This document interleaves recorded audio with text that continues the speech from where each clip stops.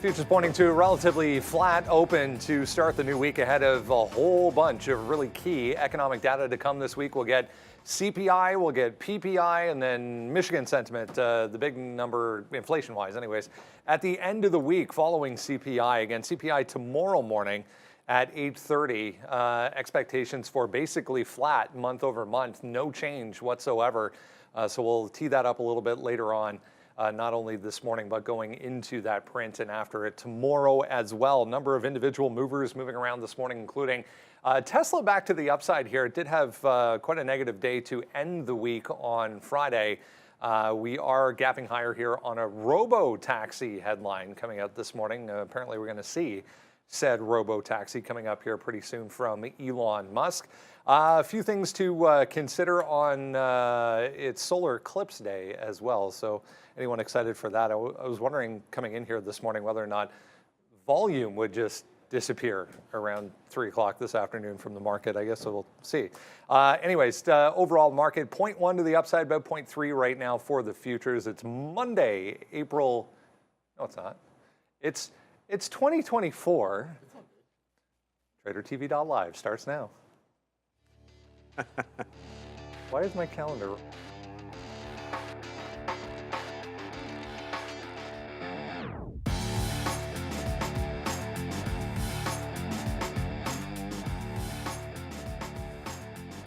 Yeah, there's Tesla right now. It's strange. My calendar, my computer was on May this morning for some strange reason, so my computer getting ahead of itself. There's the overall market, trying to get back to the upside right now. We are basically opening within the range from that huge red candle going back to the end of last week, still holding on to 440 for the futures right now as far as the NASDAQ is concerned. Yeah, Bitcoin pushing back towards all-time highs right now. Crypto stocks benefiting a little bit here as far as the pre-market movers are concerned. Hey, this guy's back. He was chasing nope, not them. Him. He was chasing lions and gorillas in the jungle last week. Welcome back. How are you? Thank you. It was good, man. It was good. Nice R&R, but great to be back as always and come back and the robo-taxis? Yeah. Here? Okay, just margins. Like that. Yeah, it's gonna be a good look there. Yeah, lots to talk about today, Brendo. I come back and the Model 2 is on the fritz and UCAR is running, Longeveron is running. I'm sure Neil will have more to say about that. How was last week? Oh, it was great. I mean, lots of action. I mean, we had that, I guess, a little bit of a gaffe from Reuters going back to the end of last week when it comes to Tesla, saying that Tesla was scrapping the Model 2 altogether, and then Elon jumps on X and says, fake news. Oh, wow. He later deleted that tweet, so is it fake news? No, right? We'll find out. Remains to be seen. But yeah, a lot of attention going into the close at the end of the week on Tesla, specifically because of that. But let's see. It's also opening day here in Toronto for the Blue Jays. Morning, guys. Good morning. Look, I was excited to we'll open it up. We'll talk about the eclipse, and I'm going to mention something about the fact that I'm going to the Jays game because it's the home opener. But now all of a sudden, Brendan, if your calendar if your computer is already on May, then how about you just let us all know where the queues are in May, and then we can just plug in some trades, leave them for a couple of weeks, and we'll be good to go. It's good to go, man. But I want to know exactly where it is so you can make the perfect bet. Well, actually, forget about that. We should ask about like a more volatile stock. It's like, if you knew in a month from now where DJT would be, probably like the more lucrative of a play. But hey, it's Monday. We're excited. If you go outside in the afternoon today, be safe, obviously, for anybody out there. I don't know that the market's going to do less volume in that time frame. I feel like if there's like a World Cup match, like those types of things, you might see, get everybody out there and not trading. But I think it's going to be a wild week. We don't have a lot in terms of earnings, but we do have a certain one that you reminded everybody of on the podcast that we don't usually pay attention to. We don't usually care about Tilray earnings. Yeah, but the weed names have been pretty hot. Exactly. This week we should. There isn't a whole heck of a lot it's them. moving around right now. But yeah, we like Tilray, we like CGC, we like a bunch of stuff. I'm going to be looking at Tesla here today. I think that's going to be exciting. Back down into 164-ish area. Yeah, lots of stuff this week. I don't know if it's going to be super super crazy. We had some good moves last week. The market's still 0.17. We did have a red week. I'm just looking at a broader base of the NASDAQ here. I mean, it's still underneath 18.4, right? So I'm going pretty short bias until we get underneath that or above that. But we're still also holding up from 18.2. So it's tough sometimes to see the trees through the forest, or whatever that saying is, forest through the trees. But right now, the NASDAQ seems like it's caught in the middle right here. So let's figure it out. We'll stay pretty hot, hopefully, this week, and should have a lot of different trade ideas. So crypto, though, wow, 72,000. I mean, that is absolutely starting to get going here again. Like, this should be, IBIT should be at its highs, right? 41, 42 bucks, starting to get going. This probably goes immediately off the open, I would guess. 42 bucks coming through right there. So we'll watch out for IBIT as crypto hitting 72 and change. This looks like it's going to be quite the nice ride up here. Yeah, because as the NASDAQ goes, man, I really think we had a huge day on Friday, a beautiful bounce back in the market, and I think we're getting ready to go. I think moon is going to be the reference you got to use today. Anytime any stock goes up, crypto goes up, it's going to the moon, yeah, which is fitting because we're going to be talking about the moon probably a heck of a lot this afternoon as well. Oh, yeah. All right, it's worth noting, if you zoom out a little bit, as far as the dollar is concerned, I was just reading the yen. Its lowest level this morning versus the dollar since 1990. Wow. You and I were just talking about the dollar being higher this morning, yields across the board, breaking out, essentially highest levels since, I got to go back to the fall, essentially, for the 10-year, the 30-year, I mean, even shorter term, the 2-year. Here is the Fed funds tool. Essentially 50-50 right now. This is June. So we're all the way back to 50-50 on a cut coming up in June. If you zoom out even further, July, September, you start to get a little bit more of a push towards that quarter point coming into September, October. But here we are talking about September, October on a quarter point cut when the 30-year this morning is just bouncing off 4.6%. Ridiculous. Brendo, I came back and I loaded up the 2-year and the 10-year, which are two yields that I follow very closely. We broke above and we clearly left behind that October high on the 2-year that we put in. 4.6% was the highest print that we got in October. 4.75 we're on our way to here, Brendo. So the market really pricing in, reduced rate cuts. I mean, we got the dot plot last time around. It echoed the same thing that we got in December, but the market looking a little differently here. Yeah, we keep pushing it out and pushing it out and pushing it out down the road anyways for potential cut. Whether or not we'll actually get said cut might be the question at some point. Just want to mention WDC here real quick as well, trying to get to 75 this morning. Rosenblatt with an upgrade, positive note on Western Digital, positive here. WDC, huh? That's a bit interesting. When it comes to the cuts, I mean, obviously, like we've been all over the place as to whether or not we're going to get them. I think the more important thing is, we know at this point, okay, you're done the hiking cycle. You know you're going to get them. Is it going to be by the end of the year? There's some concern that I think when you look at things like the EVs and more of the capital-intensive places, maybe some of the small caps, maybe you've got a little bit of concern there. But I think when you look at the Qs and you look at these tech stocks, it's like they don't care. I mean, Meta making fresh highs, Amazon making fresh highs. Like the names like the Apples and the Teslas, which have had their own sort of little issues, like they've been under a little bit of pressure. But you want to keep your ear to the ground and constantly look at, okay, well, are we actually going to get July, June? Where is it going to be? But I'm in the mind that I think the market has sort of settled in on the fact that you're absolutely done with the hiking. It's a matter of time.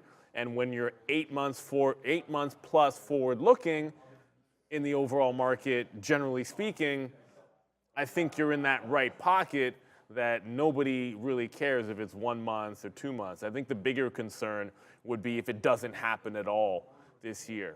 Like I don't care when it happens, but as long as it does happen before the time we get to the fall, I think you should be absolutely fine.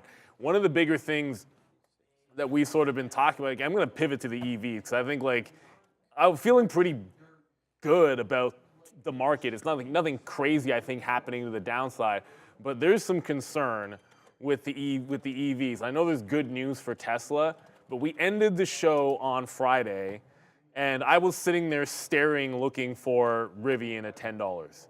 And it's not going to be on our watch list. I promise you that, because there's no actual news with Rivian. And I was there, okay, we're going to break $10, and EV stocks are under pressure, and blah, blah, blah, blah. And then it bounced off $10, and it was a little bit of a move. But this has a flat bottom. You got a low in February at $10. You double tapped it on Friday. You have competition out the you-know-what when it comes to the EV space in general. You have the potential for maybe we're not going to get that rate cut as soon as people would have liked. That's another negative thing for a company like Rivian or any of the non-money-making EV companies, which is pretty much all of them.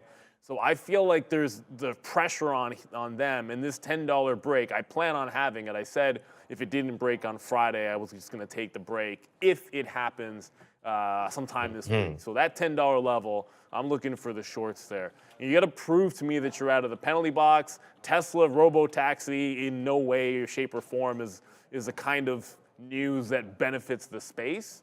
So I feel like if Tesla rallies today, that shouldn't necessarily mean anything for Rivian. All right, I've summoned Randy for some liquid energy. Well, that's not Randy, he's coming. Okay, so look, I think that, Sharif, you weren't here last week, but we absolutely hammered NVIDIA back to back to back to back to back. We had a $30 winner here live on the show, traded. Which was pretty eventful for this name, but we still keep battling back on this. So NVIDIA still keeps on ticking. Like, there's the move down to 855. Look at this move. Boom, all the way down, man. Crazy, nicely recovered back.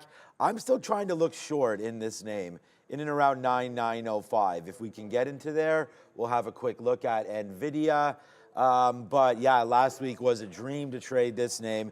We saw AMD continue its downside pressure against NVIDIA until Friday, when AMD kind of got going, and then now kind of still way underneath. I think we want to short this name as long as we're under 180. We've talked about sort of the sloping down 50 period here. There's going to be some shorting opportunities for sure. 175, 174, something like that. If this market gets going, let's not forget about shorting AMD. So this is going to be something that we're going to have to do. It's down 1%, continues to be weak in the space. NASDAQ nicely recovering. Bitcoin like motoring, like AMD should be up. It's not, it's down. So we're going to be shorting AMD at some point here today. So we'll just find the right levels. It's looking to me like 174, but I don't know if we could get up there, but we've seen some pretty dramatic moves right off the beginning here for AMD. Like on Friday, we started the day at 167, and we went all the way up to 170. So if we can get a similar move to that, let's try to fade AMD. And then if we're wrong, we're wrong. We get out. We've done really good with getting out of troubled spots for AMD. So I like that short. It's going to be the only short idea that I write down on here. I just got to figure out what levels are going to be right for that one. That backfired quite heavily. Let's bring in Michael Noss. Monday morning, we'll get a look at a couple of things that are moving around in the metals world. We are still on watch here for a news line from Mr. Noss, or a news headline. I was just saying to Sharif, if you just disappear out of the camera randomly in the middle of this segment, we'll all understand completely why. But I love how you put this in your note that you sent to me this morning. We're going to talk about gold's crazy cousin, silver, today. Yeah, I think that's the technical or the official technical term, but it was interesting because one would expect silver to be moving a lot with gold because you would expect them to go hand in hand, but we've had this massive run in gold and then just started here on silver last week. So I want to go through that now. And the first slide I have is something new that we're doing at Trade Ideas, which I think is super awesome. And it's essentially, we have this channel bar, and it's a way for us to display pre-built scans and pre-built layouts that we make. And for the longest time, it's been pretty stagnant. We say, hey, here are the couple things that you might want to look at. It's just that thing on the far left side. We have our PMC and momentum scanners and all this stuff that a lot of our clients want. However, we want to just try spicing it up. So what we're going to start doing is putting in new channels based on what's happening in the market. So if you're a TraderTV subscriber, make sure you go back and check the channel bar quite frequently. But when I was bringing this up, I noticed in the top right-hand corner of that, there's a comparison chart of gold versus silver. And at least over the last little bit, silver's been starting to move, which I'll show you in a bit. So next chart here, we have XME, and this is our metals and mining ETF. Had a high over at the beginning of the year, end of last year, of around $61, give or take. Spent pretty much all year under that with the market ramping, and then finally broke out just a couple days ago. So this is going to have your individual miners when it comes to gold, when it comes to silver, when it comes to aluminum, anything that can be mined out of the ground should be in this guy. And a nice little clean breakout last week. And then the next chart is the one that really caught my eye, blew up for you guys. Basically, the green line over the last little bit, I think this is 4 or 5 days, is silver. And then the orange line is gold. So we've finally seen this rotation from gold into silver. And again, silver is called gold's crazy cousin because you expect whatever gold to do, silver to do many times more than that. It's a higher beta play on gold. But we haven't been seeing that until right now and just over the last week. So next chart I have here is the weekly silver chart.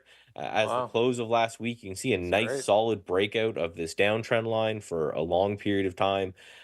And we all know what the gold chart looks like. It's been straight up and to the right for the longest period of time. And we just got this breakout yesterday or Friday on silver. So now to me, it's just starting to be worth watching on some sort of consolidation or pullback or something like that. Next chart, I just did a little daily chart showing you the same thing. We had that gap, and now we've had 3 days over that prior resistance. I had to draw in the kind of smiley face there because we're trained to buy smiley faces and sell frowny faces. So finally could be a nice breakout here on silver. Now, a couple names that I'm looking at, but I want to put some caveats on this. The next one I have here is NG. This is just a silver kind of resource company. I brought in a cheap one because I know some people kind of glaze over when they hear gold and silver, and lack of fun, or I guess lack of potential gain, because you're used to Nvidia doubling every day, and then you come into something that silver doesn't really move. But just to show you guys that in that channel that I showed, if you have trade ideas, and if not, TraderTV20 as always, and give it a shot, we have just whatever the highest momentum miner is right now. So that's going to be what I'm going to watch going today and into a little bit of this week for sure.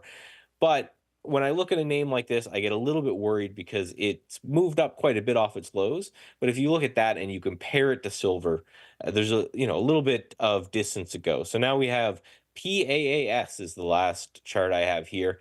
I'm watching for a pullback. I kind of pointed at a buddy of mine, Steve, who you're going to see on the show when I'm away here. He has his 10 SMA as kind of his guiding light in trading. He doesn't buy anything extended from the 10 SMA. The stocks he buys have to be near the 10 SMA. So I brought that up as the blue line on this chart. And then the purple line right below that is the anchored VWAP from the all-time lows. So we're sitting around $15 or so. So basically what I'm saying is that we had this breakout last week. It was really, really aggressive. When I looked under the hood of tickers like PAAS, which is Pan American Silver Company, which is hilarious because Canadian company. I just saw that, but this looks too extended for me. So I'm not interested in buying any of these names or even silver right here.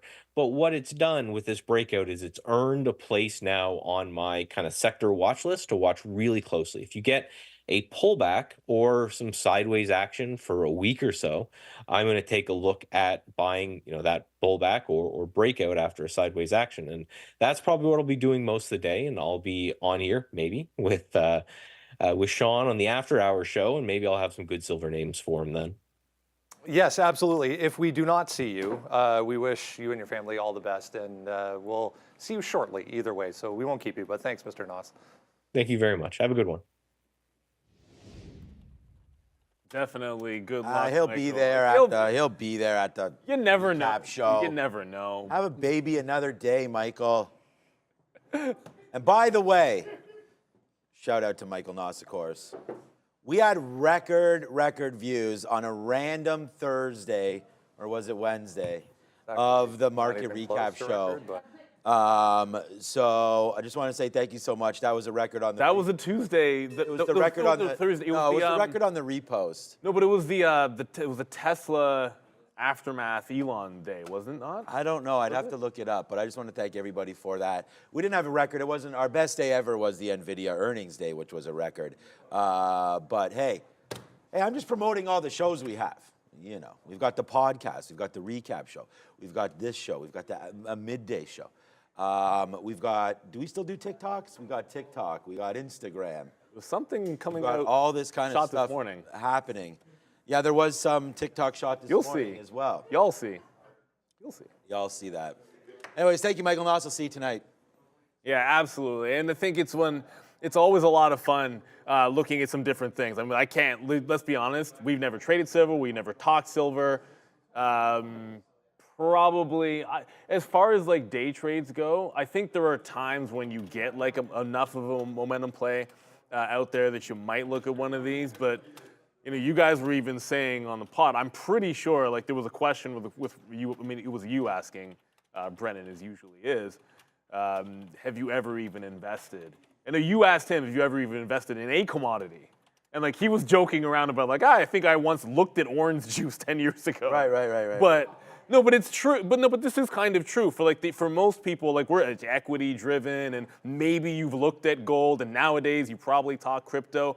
But I mean, copper moves. Yeah. We know nat gas moves. A lot of the metals have been pretty interesting, and especially in a time where you're looking at, you know, things are at some highs. It's like, what do you actually want to put your money in? You know, things like silver, things like I said, things like copper, things like uranium have gotten a heck of a lot more interesting to the everyday investor, which I think is cool, and that's why we love bringing those different sort of ideas and perspectives to the market, because it's not all chips and No, there's Meta. lots of different things happening. Although Amazon, Meta looking fantastic, both of those two big tech names. Amazon should be good. All right, yeah, Tesla's going to be wild. Tesla's dropping right now a little bit. It's up 2%, just coming back in about $1 here into 167. So, all right, it's 8:52. Let's go back to the desk. All right, or not. Quite a few interesting upgrades and downgrades to talk about here today. Applied Materials, AMAT, kicking it off here. Upgrade from Cantor Fitzgerald. Fastly getting an upgrade here and trading a little bit higher after this upgrade from Piper Sandler. Barclays upgrading Robinhood as well, raising that price target from $11 to $16. And Norfolk Southern getting an upgrade as well from Jefferies. For downgrades, Deutsche Bank leading the way here, downgrading Broadcom, so trading a little bit lower. Kroger getting downgraded here by Exane BNP Paribas. Cantor Fitzgerald downgrading Global Foundries here as well. And last but not least, KeyBank here downgrading UiPath. This one actually looking like it's trading higher, but getting this downgrade from KeyBank Capital, guys. The interesting timing on that UiPath downgrade.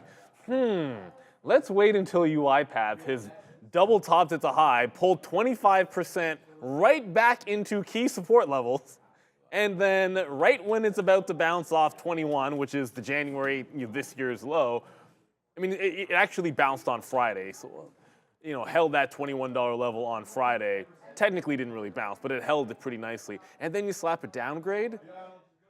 If there was more volume in this, I don't wonder, like you see a level like that, let's just say if UiPath were to come down to 21, it almost looks like, why not try the bounce play off of levels like the double bottom on the daily chart? Upgrade, downgrade, doesn't matter. But if it's enough to get this stock in terms of a little bit of extra volume off a level like that, suddenly, hey, that's something I wasn't really looking at previously. Now, obviously, if 21 doesn't hold, it does look pretty nasty. Maybe you get a move down into the 200-period moving average at $20 even, or like 1980, whatever that works out to be. But as long as 21's on the bid, it's got a pretty decent support level. Already had a consolidation down there. So once that happens, usually you're looking for that little scalp play bounce. So always good to see. Like every now and then you'll get those names on the upgrades, downgrades. Don't see anything interesting that I like, but UiPath is at a pretty decent level here, 21.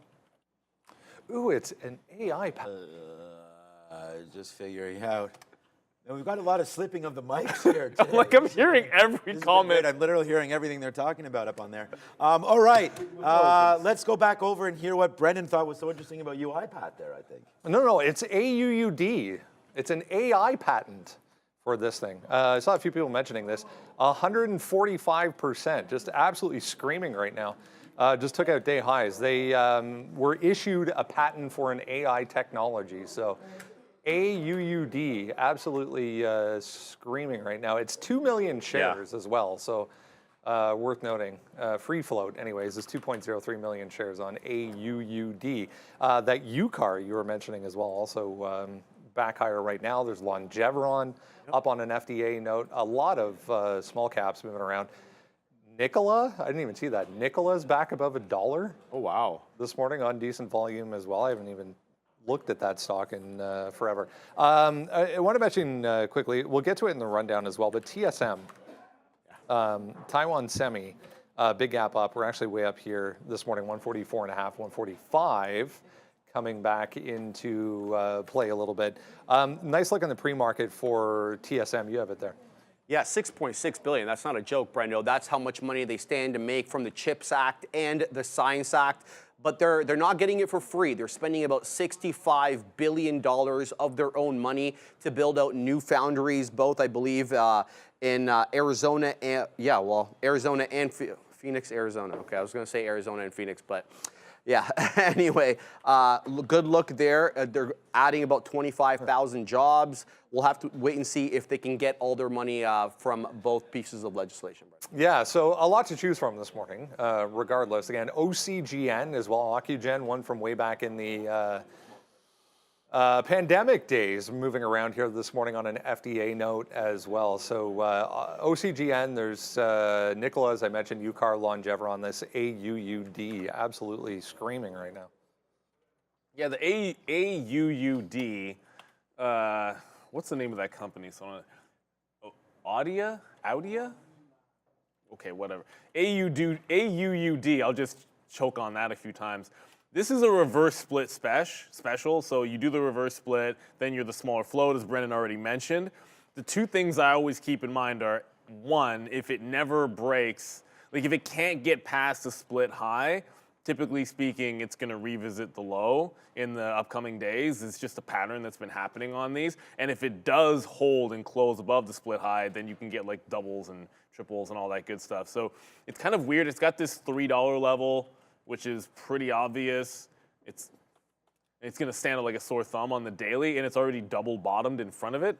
So if there's a dip at the open, which when the stock goes from $1.40 to $3.50, typically you're going to see some profit takers, sellers. It's just a matter of how much buying you're going to get into that range at 9:30. So I'd be looking for something into that $3 range and then see if it can hold 270. Like that way, you have some kind of a trade setup that allows you to risk 30, 40 cents, and if it goes $1, that's great. But if you're buying up here, and of course that just disconnected. If you're buying up here at these tops, I'd be a little bit cautious because I don't know that it's dead wrong until it's under 270. So if you have a 350, which is where it's trading, at that point you're risking, a good 20 to 25% just to look for the long. Much more reasonable if you can get it around that 3 level if that starts bouncing there at the open. All right, yeah, a couple of good names there to look at. Obviously, if you're looking for the bigger volume plays as well. I was looking sort of, Palantir really bounced off that $22, man. Now it's up 1%. We did talk about this on Friday, some of these levels down there, and I've really liked 22 down there for Palantir. So that's going to be a nice little level, nice little bounce up right here. We also looked at the 23 longs on Friday, which really printed for us as well until we fell back in a little bit. But that was a nice move off of that bottom. So that was 22.80 or so. If we can get into this level as well, 22.40, like I just don't know what this market's going to do. I think it's going to be long. I just got the sticky note out right now, and we have a bunch of good ideas on there as well. We're going to run through our watches.tradertv.live, but we've got Amazon, Apple, Tesla, Robinhood, AMD, and a few others to talk about there on the sticky note. So go have a look there. But I do have some short ideas, some long ideas, and Palantir is going to be one of those sneaky ones down here. If we can get a little bit of a dip in this name, even back to that 22.80 level, I think we'll like to buy something here on Palantir. I mean, look at it hold on Friday. So this is going to be a nice level for PLTR as well, back down near 22.80. All right, let's get into everything else we need to know here as we head towards the open on a Monday. Sharif is back and obviously going to kick things off with a look at the market. 52.53, guys. That's where we close out on the ES June contract. That is the overnight close. So let's look at that 52.50 as that level of support. We're in the 60s right now. That takes us all the way back to to March 8th and March 14th when we had that level as a level of resistance. Let's now look for it as support. To the high side, let's say that overnight high that we touched there on, I believe, the 5th, 52.75. All right, if you haven't done so, make sure you grab that absolutely free resource for you from us every single day. Scan the QR code, go to watchlist.tradertv.live, enter your email address, and that just pops up in your inbox every morning before we come on at 8:30. Here's Coinbase up 5% this morning. All of these crypto-related stocks, ETFs, going to be very, very similar. 7% here for IBIT. We're all the way up here, basically back to all-time highs. Bitcoin looking very similar. Good way to start the week here for crypto-related Yeah, stuff. ridiculous, Brendo. I mean, I'm looking at Ethereum 7.79%. Obviously, it's being speculated that that is the next cryptocurrency that's going to get its next spot ETF. We'll have to wait for more details on that. Before I left, I was reading that it gets a spot ETF whether or not it's classified as a security. So I'll have to wait on that. MicroStrategies, like you mentioned, up bigly, 11.25%. I mean, let's talk about the fact that Bitcoin is up 157% in the last year and 63% so far. So we'll have to see what the rest of the day brings. Market back to basically highs here as well. One that we sometimes mention, but I just saw Robinhood pop up on the scanner in front of me. It's not doing anything, but just a heads up, Robinhood having a nice start here, 2.8% as well. Robinhood actually back on the watch list this morning on that upgrade. The 19 level doesn't look bad, but I mean, remember, like it's like Robinhood's kind of crypto adjacent. So I feel as if, okay, sure they had the upgrade, but you might be able to lump them a little bit into some of the move that's happening to anything related to crypto when you have that kind of a bounce. And for Robinhood, just come to the chart here, 19 bucks. I mean, it's a round number. Your high is 18.98 currently. You already had resistance there on Thursday. So look, if you remember what happened to the market at Thursday, whatever a stock was sitting at pretty much like right before noon, and where it rolled over from is going to be like a key level because it was like a resistance point that just died. And like you put things into two categories: the things that recovered back through that, and the ones that never got and that never did. So Robinhood's in the latter of that. With a chance at a 19 break. And it looks like there's 40 to 50 cents worth of room on a break there. Obviously on Coinbase, like I'm going to look over, I'm going to read on Friday, 254, yesterday's support, Wednesday resistance, looking fade to that level. Now, obviously today is a different day because crypto was going to the moon today. We've already said it's the moon day. And whether you're looking up at the eclipse or maybe you're not getting a chance to do it, you're looking up when it comes to the gap in every single related name. Now that same 254 level is exactly where this consolidated all morning long or pre-market up until now. So I drew off 250 in here. This is the afternoon flush zone. About 12 o'clock when Bitcoin was holding up decently, Coinbase just started falling at 250.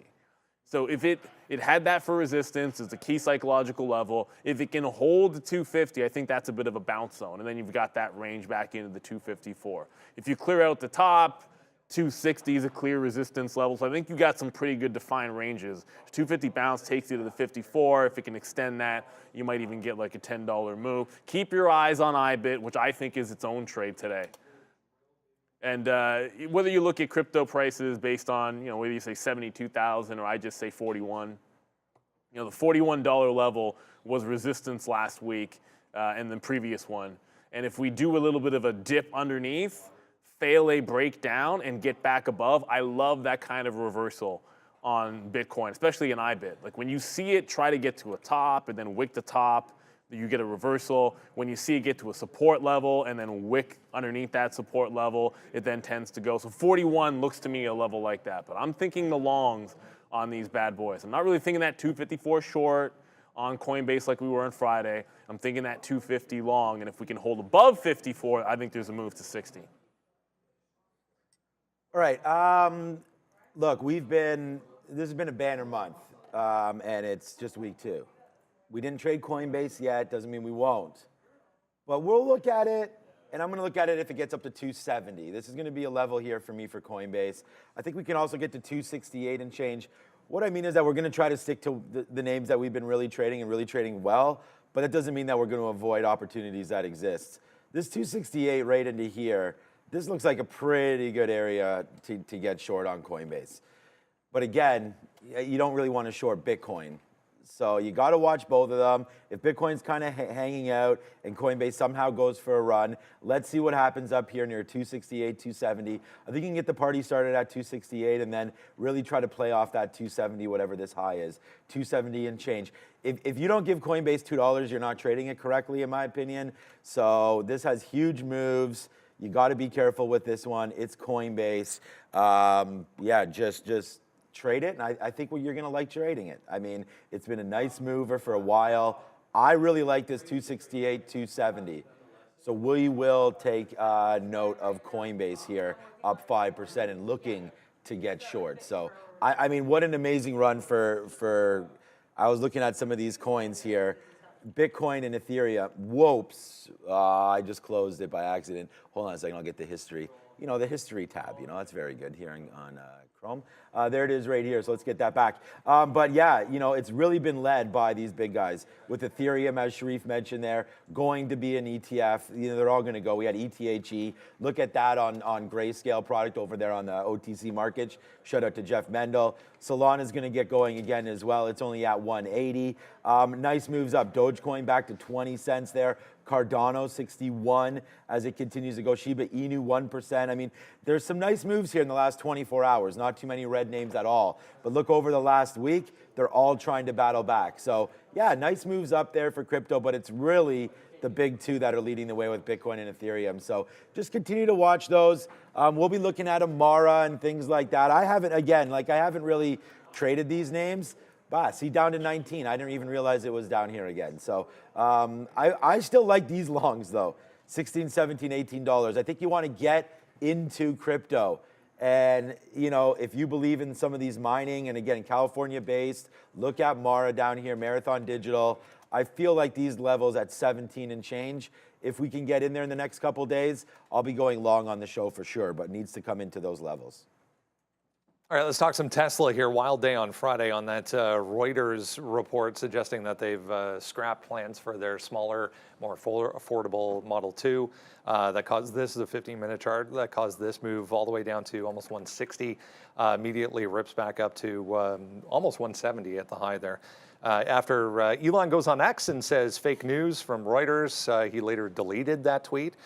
This move after the close, though, came on this other headline suggesting that they're going to reveal their robo-taxi. It's not going to be until August 8th, in fact, that we'll get to see this robo-taxi. But nice pop after the close on Friday here. Yeah, I can't wait to find out some more depils here. Is it going to be a robo-taxi, like within an enclosed circuit, for example, or a specific route? Because depending on who you talk to here, Gene Munster, one of the biggest Tesla bulls, was like, you know, I don't really see this taking off until 2027. You had Morgan Stanley also chiming in, saying that there's going to be plenty of regulatory hurdles, and we've seen regulators go after Elon Musk for some of the autopilot, the full self-drive. It stands to reason that they probably go after some of the robo-taxi stuff here. So we'll have to see. Morgan Stanley is thinking decades before we see this en masse on the road. Overall, if you zoom out a little bit, we're still only just kind of stuck in the range of the last couple of days here for Tesla, guys, but nice start anyways here. Yeah, it's got an interesting double bottom on the daily, and then kind of a double bottom on the 15-minute as well. So, you know, you go into like 160 is what I'm getting at in March. Like you get the 14th in there, and then you get the April low in here at 160, and then you go to the 15-minute and you have like a double bottom on liquidity events. We got it on the 2nd, and then obviously on Friday, which was like Thursday and Friday. Like Thursday, you have like Tesla going absolutely ham, breaking out and just ripping faces off to the upside, only to then come back in on the Kashkari like bamboozlement and all that kind of stuff. And then on Friday you had, which was the back and forth, the Reuters story, and then the delete of it.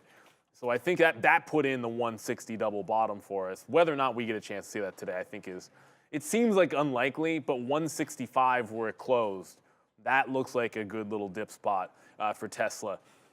The only issue for me is like when it got above 71 and 73, that's where the acceleration is for Tesla. And it's not going to be able to hit, you know, ludicrous mode unless it gets above that resistance. And that's the thing about resistance. It is until it isn't. So I'd be much more interested in trying to pick something up off 160 or 165 on a dip and go than trade it in the middle of nowhere where I feel like it's no man's land in the 168 to 171 range. So it's got to break out that resistance at 73, and then it gets more exciting for me. I've already said on Friday, said this morning, Rivian breaks 10. That's the other. I mean, the only other EV name that I'll be looking at now that Nicola's over $1 is going to be Rivian. It's that $10 level. Robotaxi doesn't do anything or mean anything for them. So I do feel like it's going to be a test of 10 if there's any kind of downward movement in the market, if there's pressure on the EVs. I just see that as a breakdown trade that I'm going to have. Flat bottom break on Rivian at that 10. And as I just noticed, hey, look at they branded the Robotaxi the Rob taxi apparently. So our Trader TV's own Rob, who sometimes takes Randy's Tesla place, Rob taxi, yeah. is looks like he's going to get his name on the Tesla Robotaxi. Crazy. Yeah, that's good. I like Robotaxi. It is going to be my #1 idea here on the sticky note today, and you guys know sort of the damage that we've been doing on this one. Let's just wait to see if it comes in. Someday, these aren't all going to hit, but we'll see about today. And I want to wait for that 164 level to get long here on it. I thought Robotaxi talk is good. I really think it's an investable name. You know, we'd like to see a little bit lower levels on this. We've talked about it, but maybe it's already gotten washed out. Sometimes you got to think of something the other way around. Like maybe this is a good potential here for something to happen in Teslaville. I like it. Up 2 and a bit. It's up more than the market. Any dip downs, we really, really like that. And like I said, if you don't think Tesla can get aggressive off the open, watch out. So just let's see what happens here with Tesla. I like this play. 164 is monster. Maybe we try it at 166. Maybe even right here at 166.50. You know, we're not too far away from that. We just got into 168. Let's see what happens here into the open. But this level has to be thought about. You know, huge move back in, supported on Friday, move into the close. So, I like all of these levels down here. I think the Robotaxi is a pretty hype thing. Let's see what happens. I got a question about Tesla versus Uber on this. The thing is, though, I'm not sure that Tesla's going to actually release their own like Robotaxi service. They could do it, and then they could just release an app that all of a sudden starts dealing with Uber and, you know, in the competition side of things. But also, Uber can also buy some of these Robotaxis as well, potentially, I think. I mean, I don't know the deal. They could partner with them. There's a million ways that could play. So I think it just justifies the space. So some people are asking about buying puts on Uber. I don't really think that that's something that we should be doing unless we don't like the stock up here at 80. But I like Uber, and I think that this works for them. I haven't bought anything on the dip here. I thought 70 was a little bit better, but we'll wait for 75, 76 maybe, if Uber is treated ill will on this kind of a move. And then do we have anything here on the imbalance locator? Just a bunch of buys. So today we're starting it off. We've showed this to you before. Banks will come on Friday. That should be a lot of fun, but there's no sell side big names there. Actually, Dell's had a nice little run up. So that's 71,000, a nice little run up. I mean, Dell's been a monster, but that has a sell side, so that might be the only one. Look at Dell's chart, just bing, straight there to the upside, trying to take out. Wow, look at this little shape. Wow, Michael Noss, talking about this one. Yeah, nice little smiley face there. And then taking out this 130. But we had talked about Dell. That's the Joker smiling there. Yeah, Dell continues to really work. That's a monster. Disney off of, Disney's still down here at 118. That bottom was 117. We made a high into 118, 119 on Friday. So we'll look to see if we could take that level out up top on Disney as well. No volume here this afternoon, though, or this morning on Disney. Disney's experiences have been absolutely crushing it. There's too much focus, I think, on the streaming when it comes to them, because like the rest of the story has been absolutely fantastic. It's like if they figure out that last piece, it can be good. Let's get to the desk and talk about TSM, up 2.5%. Go. Like straight up calling them out. Really? TSM, 2.5% here, back to day highs right now. We mentioned it briefly if you were with us in the first half an hour, but 6.6 billion coming through on a government grant for Taiwan Semi here. Yeah, not a small amount, Brendo, on that chips and science act, so we'll see how that does. The good news is here there are some employment requirements to get this money. So what happened before is TSM would bring their own people from Taiwan to actually work at some of these plants. That's what they've done in the past. That doesn't help the local economy. So what they've done is that they've earmarked $50 million to train and develop local talent in the Phoenix, Arizona foundry. So we'll have to see how that does. But yeah, they're spending a lot of their own money here too, Brendo. $65 billion total to build these things out. We talked about it on Friday a little bit in the morning, but this group in general, anything semiconductor related, really hit hard going back to that Thursday sharp sell-off following those possibly no rate cuts comments coming from some Fed speakers in the afternoon. But right back to like that never happened now here for TSM. Fancy how that happens in the markets. Eventually, when things generally trend to the upside, then when they push down, yeah, at some point it's like the move never happened. It's just a matter of how much time. The 145 on TSM, that's going to obviously stand out a little bit like a sore thumb. It feels to me like when you look at the daily chart, it's almost like 147, 148 needs to go for me to be convinced that you're breaking out this move. 45 looks good on the lower time frame, and if it were to hold the bid in the first half an hour, hold above that price, I think you could look trend up, because I think TSM is the kind of stock when it goes trending, you just want to join the trend. So I'd wait for confirmation there. I think the last two times I traded TSM, which was really in the last 6 months, it's probably only 2 or 3 times. I remember the trend trade, like picking it up off of VWAP and then going with it as it continued to go, was just a little bit better than trying to catch that early break. And lately, the early breaks have been pretty big on TSM, but those are at lower levels. So I'm gonna be patient and sort of sit around for that. But Sean mentioned AMD. It's on my list today. Is the second thing on the list. And AMD 175 and 173, like it's down into an up market. Market's 0.3 to the upside. AMD's down 0.6. This should be 173. I wrote 173, and the resistance on Friday was 173. And even if this breaks 173, 175 is that big flat bottom that got taken out when we had that big flush on Friday. So those are your two levels. You have support to resistance at 173. I want to fade that. If it can't hold underneath that price, I think I look at the 175 and play for the shorts. Now, SMCI was my best trade last week, but it's a very specific setup, which is if the stock is trending and relatively weak compared to the overall semi market, like look at it according to its peers, and if it has any kind of a rejection of the top and a clear trend with lower highs, and you get the afternoon or late morning consolidation underneath VWAP, look for that short on the consolidation under VWAP. So I'll have my eyes on that. If it does another rejection at the open and looks like it's going into a trend down, then I also like this one as more of a fade. So I'll probably be trading AMD today, and I don't know about TSM. I need some confirmation above 145. I'm not jumping into that top. All right, I have AMD written on here, and it's a pretty simple one. I want the 174 level. It's on the sticky note. It's going to be a level that we have to look at. I don't know if we get up there, but AMD's been red for a minute here. Not very healthy. That high is 174. Now, we've shorted off that. We had this short on Friday using this level right here, 172, 173. So now that I see this, this has to be a level that I'm considering right now immediately. So this 172.50, I'm actually going to put an order there right now to take short in that 172.50.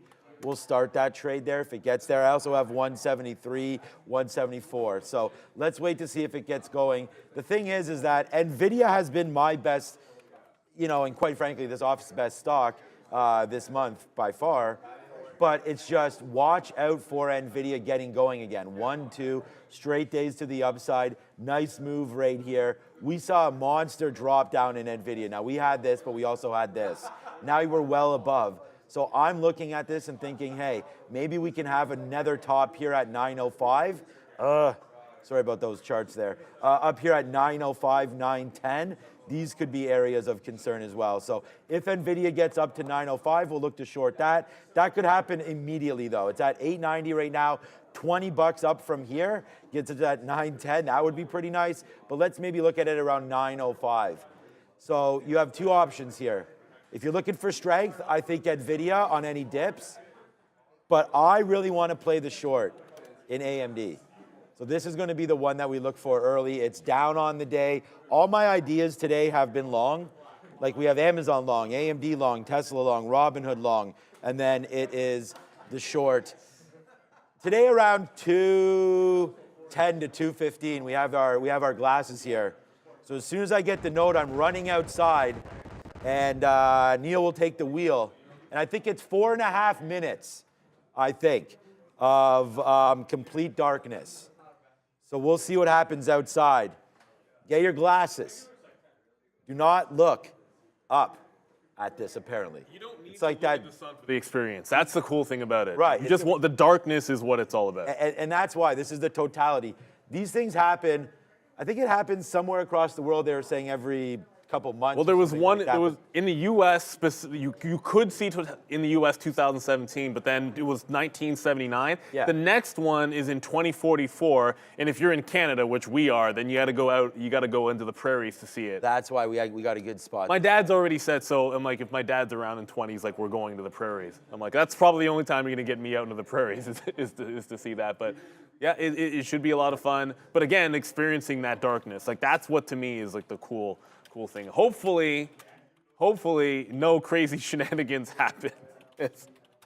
I'm hoping Birds not. flying into what was Brendan saying? Oh, Brendan just said animals like that. But I do think I was watching something yesterday on the news about the animals as well. It's possible. Hopefully, nothing crazy happens, and birds flying into buildings doesn't go on. But it's for the chip names. It's weird because TSM is the thing with news today, but I'm not entirely sure that that's the one that most people are going to be trading. I think you're just going back to the Nvidias and the AMDs of the world and SMCI maybe if you're into that as well. All right, let's continue along here. SOFI back higher here in the pre-market. Could be nothing today, could be something, but ahead of. We're supposed to get more news on student loan forgiveness from Biden and the Biden administration coming up. So up 1% here, a little bit stronger than the market, but nice week last week anyways for SOFI. Yeah, it's been tough for SoFi here to kind of judge what the Joe Biden administration is going to do with this student loan forgiveness. You'll recall last June, the Supreme Court struck down his attempt to forgive up to $20,000 per borrower. He's rehashed that in a different form. So here's what the eligibility requirements are. If you're already eligible for cancellation under an existing government program, if you've been paying your undergraduate loan for 20 years or your graduate loan for 25, if you attended a school of questionable value, I don't know how that gets judged, or if you're experiencing financial hardship. So we'll have to see how this affects SoFi. Yeah, not a heck of a lot. I mean, relatively speaking, not a heck of a lot of volume for SoFi here in the pre-market. It's worth noting oil trying to go green right now was down about 0.75% right now, all the way back to basically break even. 1.4% or about 1.5% here, just trying to get through 750 for SoFi. I didn't know the direction, that's all. SoFi, eh? SoFi. SoFi, is it so much fun? I don't know. SoFi is hot garbage. Well, 186. we always talk about like you want a good catalyst. Is this really enough? We've been down this road before with these loan forgiveness deals and whether a new one can get approved here today. I don't want to get into the politics of it. But SoFi's done 600,000 volume. If you look at it, it's diddling in the middle. I mean, 770 goes. I think you've got a pretty good breakout level there. What's been not bad has been the dip at the open into longs. So if you saw that on Friday, it dipped into a double bottom and then went the 725. And then earlier in the week, it had dipped into $7 and gone. So I would say that's the trade for SoFi. It's not on my list. It's not on the top names for me to look at. But if I look at the better trades in SoFi, it's generally been a dip into some kind of a level, like whether it's into a previous close, like right in here that you got on Thursday. Dip into the 725. This doesn't get quite down to that same level. Double bottom at 25. So I think you just maybe look at that 725. I think that's a little bit more interesting for me on SoFi. Probably not going to be trading this, not with all the crypto names out there and with Coinbase and maybe Amara iBit. Certainly, we're talking about a Robinhood as well. Then you throw in Rivian, Tesla, AMD. There's so much to look at. Meta's at some highs as well. It's got to be on the radar. XOM still at that 120 area. Oh, goodness, I didn't even put that XOM on the list either. And then, of course, you've got what's next, which is, oh, Boeing, Boeing, Boeing. Wherefore art thou, Boeing? Can we just have one weekend without there being an issue on a Boeing flight? Yeah, let's go talk about Boeing, because I don't know, unless you get that trade 25, you want to take 20, 30 cents on SOFI, I need this stock breaking out and getting above the moving averages to get excited about it. Boeing, back downside. Uh-oh. Shocking. It is bouncing right now. But this, if you zoom out a little bit, I mean, the last couple of weeks here is just a disaster for this company. More parts falling off of airplanes, this time a 787-800, was a engine cover. Yeah. Yeah, I mean, what can you say? An engine cowling coming out there during takeoff at the Denver International Airport, obviously precipitating another FAA investigation. We've already seen the FAA take over certification of the airplanes from Boeing, who was certifying themselves up until that point. So more problems for this company. Let's see what the rest of the day brings. I saw a few analysts with some negative comments. Again, Bernstein's one of them, cutting their price target once again on Boeing here, but this March lower continuing, guys. You can't win, man. Long Apple. So every single time this dips and breaks a flat bottom, it's like go shorted back into that area has been the way to go. So the last time was like 87s, like right in here, and then short into that price. So it's breaking another one. You got 83 and 85. So I'll be looking for 83 and 85. For shorts in Boeing. One probably has a chance to tag that at the open and trade off one of those levels. You want to be patient with it though. There's enough activity in the first 5 to 15 minutes, let's call it, where you will get these kind of whipsaw moves. And if you're too early on that, you might get shaken out in 83 if you just try to short like 82.5 and don't give it enough room. So let's be patient. I'm looking for that red to green sort of level for it to reject, and if it breaks higher, go for that 185. This is a stock I don't know that I want to be long today, unless it's, look, if you get all the way down to the double bottom at 175, that's a bit of a different story. But where it is, it's much closer to those short levels than anything. Yeah, so Boeing, I'm in right now, Apple. I mean, there's only a couple more minutes left, so yeah.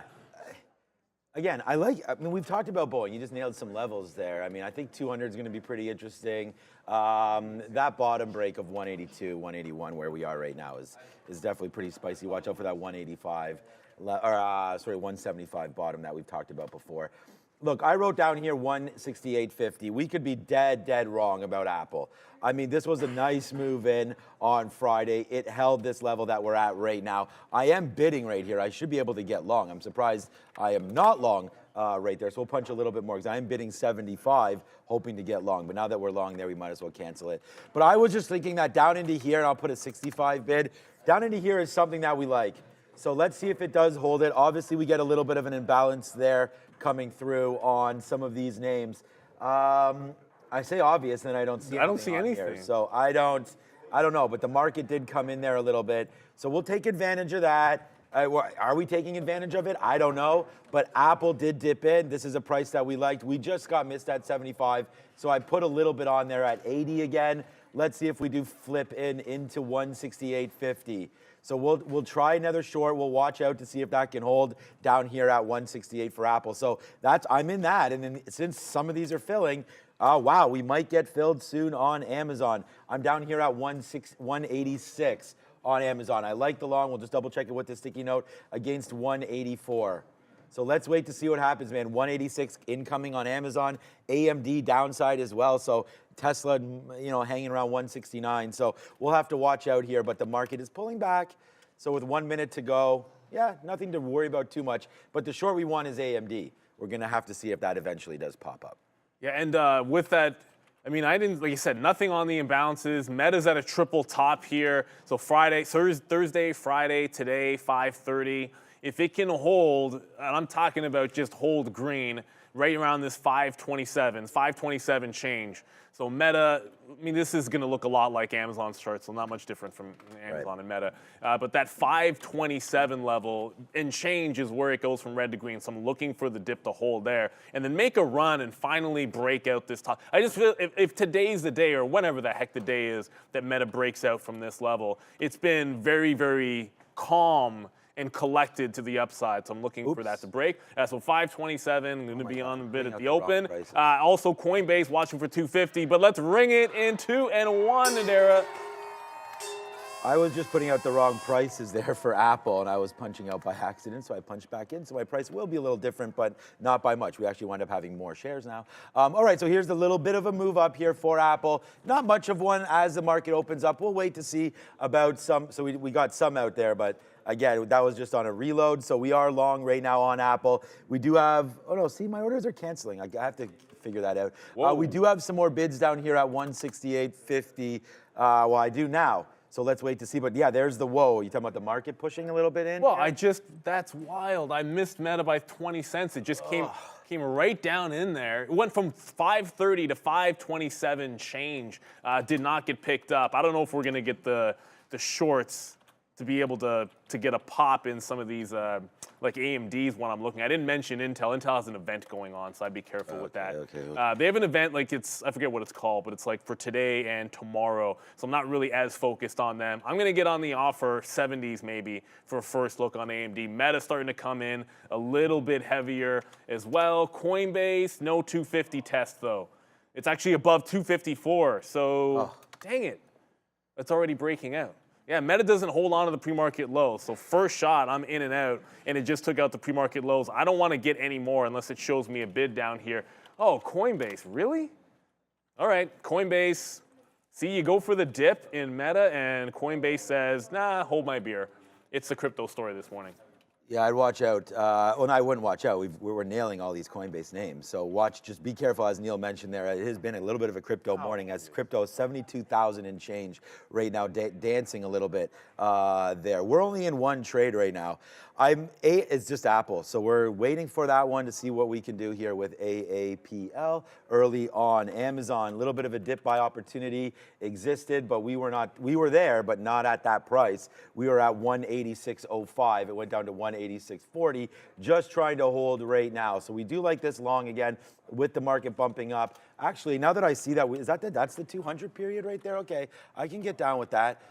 So let's see if there is some love here for that on Amazon. Although we're starting to dip in again here. This market could break. Let's not be like overly foolish here with what we're trying to do. We do have a plan of action. We want to stick with that. But Apple right now is coming back in a little bit into 168.50. So our plan is to get a little bit longer. And if we break through 168, then we're going to say, watch out now and get the heck out of Dodge for that one, because we're not letting, we've already mentioned this, man, we're not letting like some of our good feels get into bad feels today by averaging in and sort of letting this day get ahead of us. But right now, NVIDIA to the downside, AMD as well. I'm just trying to stick with some names that we had talked about here. So it's really just Apple for me right now. Robinhood broke this 19. Oh, that was the other one, Robinhood. It's like the volume's a little tepid, if that's even the right word to use here.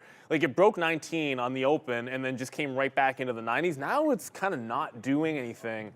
So I'm going to slide away from that because Coinbase bounced off 52, not 50, and went to 58. So the 54 break was actually fine if you took it. Boeing's at 83, so I'm short Boeing. Them and their litany of problems in here. So we said we go into this off the 83 level. Looks like it's dipping nicely here, or at least rejecting nicely that 183. Just want to make sure I'm covered by a stop. So let me get the stop order in there. Meta does that first move. We take the first dip, doesn't hold pre-market lows. Now all of a sudden it looks a little bit better. I want to be patient with this because if it can hold down the 25, that'll be similar to what I was looking at first. And I am looking for long trades, even if the market is falling. So you got to be very patient if you're going against that first initial move. Not going to short a crypto name. Doesn't feel like that's the right way to go. And Rivian, yeah, I guess long off 10 has been a bit of a thing. It bounced to 1030 on Rivian. Still looking for that flat bottom break. We could be waiting around a while for Rivian to break this $10 level. And Tesla's doing nothing. Tesla, you got 168, you got 178.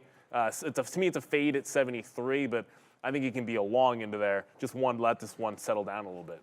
Yeah, I was looking at, so we still have Apple. We're still only in Apple. I was looking at Robinhood on a little bit of, oops, that's still Tesla. There it is. I was looking at Robinhood on a pullback here. Amazon could also give us the goods on a pullback. So I'd rather look at Amazon right now here off that. If my friend Nelson is watching, great call on that one. I mean, look at Uber. Here it comes back in, right, on that robo-taxi potential news. It's the only thing I could find on that. All right, so here we go. We do have, this is Amazon. So again, we do not want to be married into this long in any of these trades. So that's what we're going to have to do. We're going to have to sort of deal with these trades that are coming in right now. Amazon and Apple both, Amazon and Apple both coming in for the longs. What's up, Adara?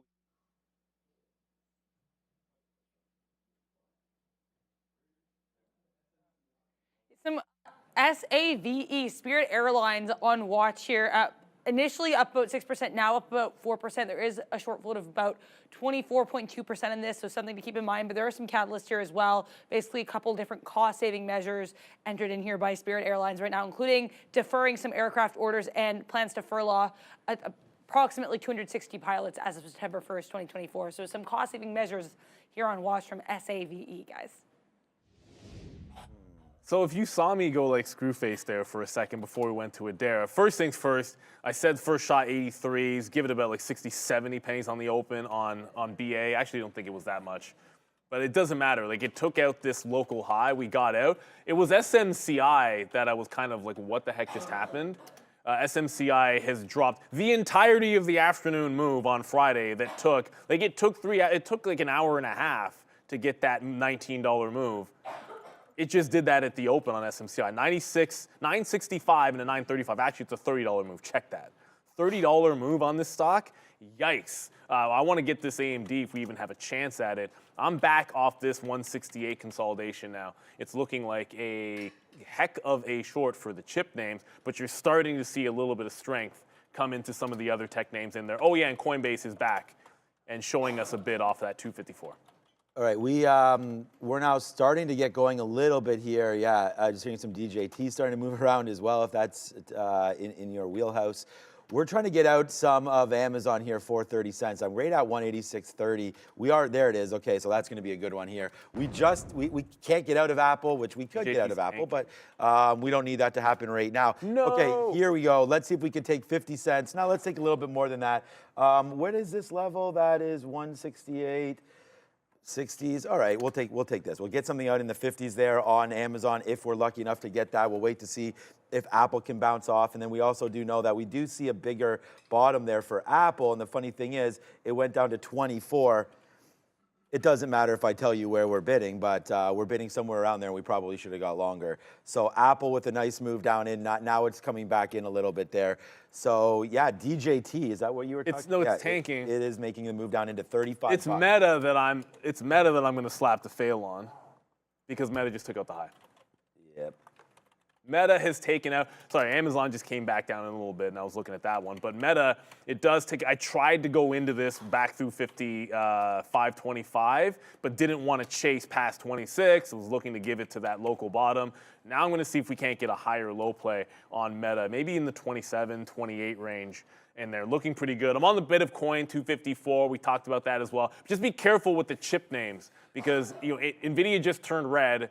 AMD was already weak, and I already told you guys what happened with SMCI, just absolutely dying in there. Boeing looking like it was a wick out, so if I get a wick out and you show me a rejection at my same level, I'm generally looking to get back in off of the same price. I might not have to wait for that 185 there on Boeing.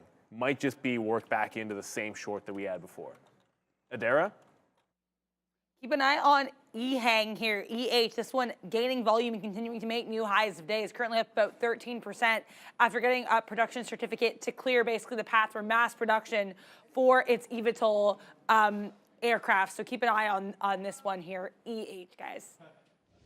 SMCI is now through. Oh my goodness, it's still going down 2% now. So watch out for EHang. Look, NVIDIA is close to 870. Can we even get AMD? AMD's not really, 70. it's not as weak, but it was already down. So it's down 1.7%. So relatively speaking, percentage base, it's a lot, but it's not really falling as fast. I'm thinking VWAP in here is going to have to be the setup back into 168, which was some pre-market lows. So at least it's setting something up. I'm going to glance at Intel. Remember I said they had this event going on for a couple of days, so I didn't want to be too invested in Intel, one direction or the other. That said, noting it's going in the other direction. As the market's going down, Intel is somehow magically headed toward its pre-market highs. It doesn't make a heck of a lot of sense to me. So that's just, why should it be up here, short it off the top, 20 cents worth of risk. But I'm going to keep it tight to the vest on any Intel trades while this event's going on, because I'm not going to be listening to it, obviously. Yeah, I'm starting to lose a little bit of faith in this Amazon because I really think it's like 184 maybe now. We've been wrong. I mean, it came up to the highs there. I don't want to dump this exactly. We don't have a whole bunch of shares. It's only 940. We already took one piece out. It's coming back in. But, you know, to sit here and wait for this 184, we might as well actually wait for it then. So that's 184, 184.50 to see if it comes in. I mean, I think that that's something that we should wind up doing here. Although the market could get a lot nastier than where we are right now. So let's hold out hope that that doesn't wind up happening. But right now, Amazon's to that side, and Apple's just trying to hold out hope as well. But the market could bounce. We've seen these kind of moves before, and it's not even that dramatic. You're only down 0.3. I still, again, 18.2. We talked about this. If we got, and we even wrote it down on the sticky note, if we got up to 18.4, we wanted to short that. And I feel like the same way this way. If we can get down to 18.2, that could also be another long down there. So I don't want to give up hope here that these longs are completely dead, because I don't think that they are. So we'll still sit there. We are long Apple, waiting for a little bit of a dip buy, and then Amazon's getting some life, hopefully breathe back into it down here at this level. But you know what? Let's take a little piece here then, just in case, you know, this is the bottom. We will wait for that very bottom.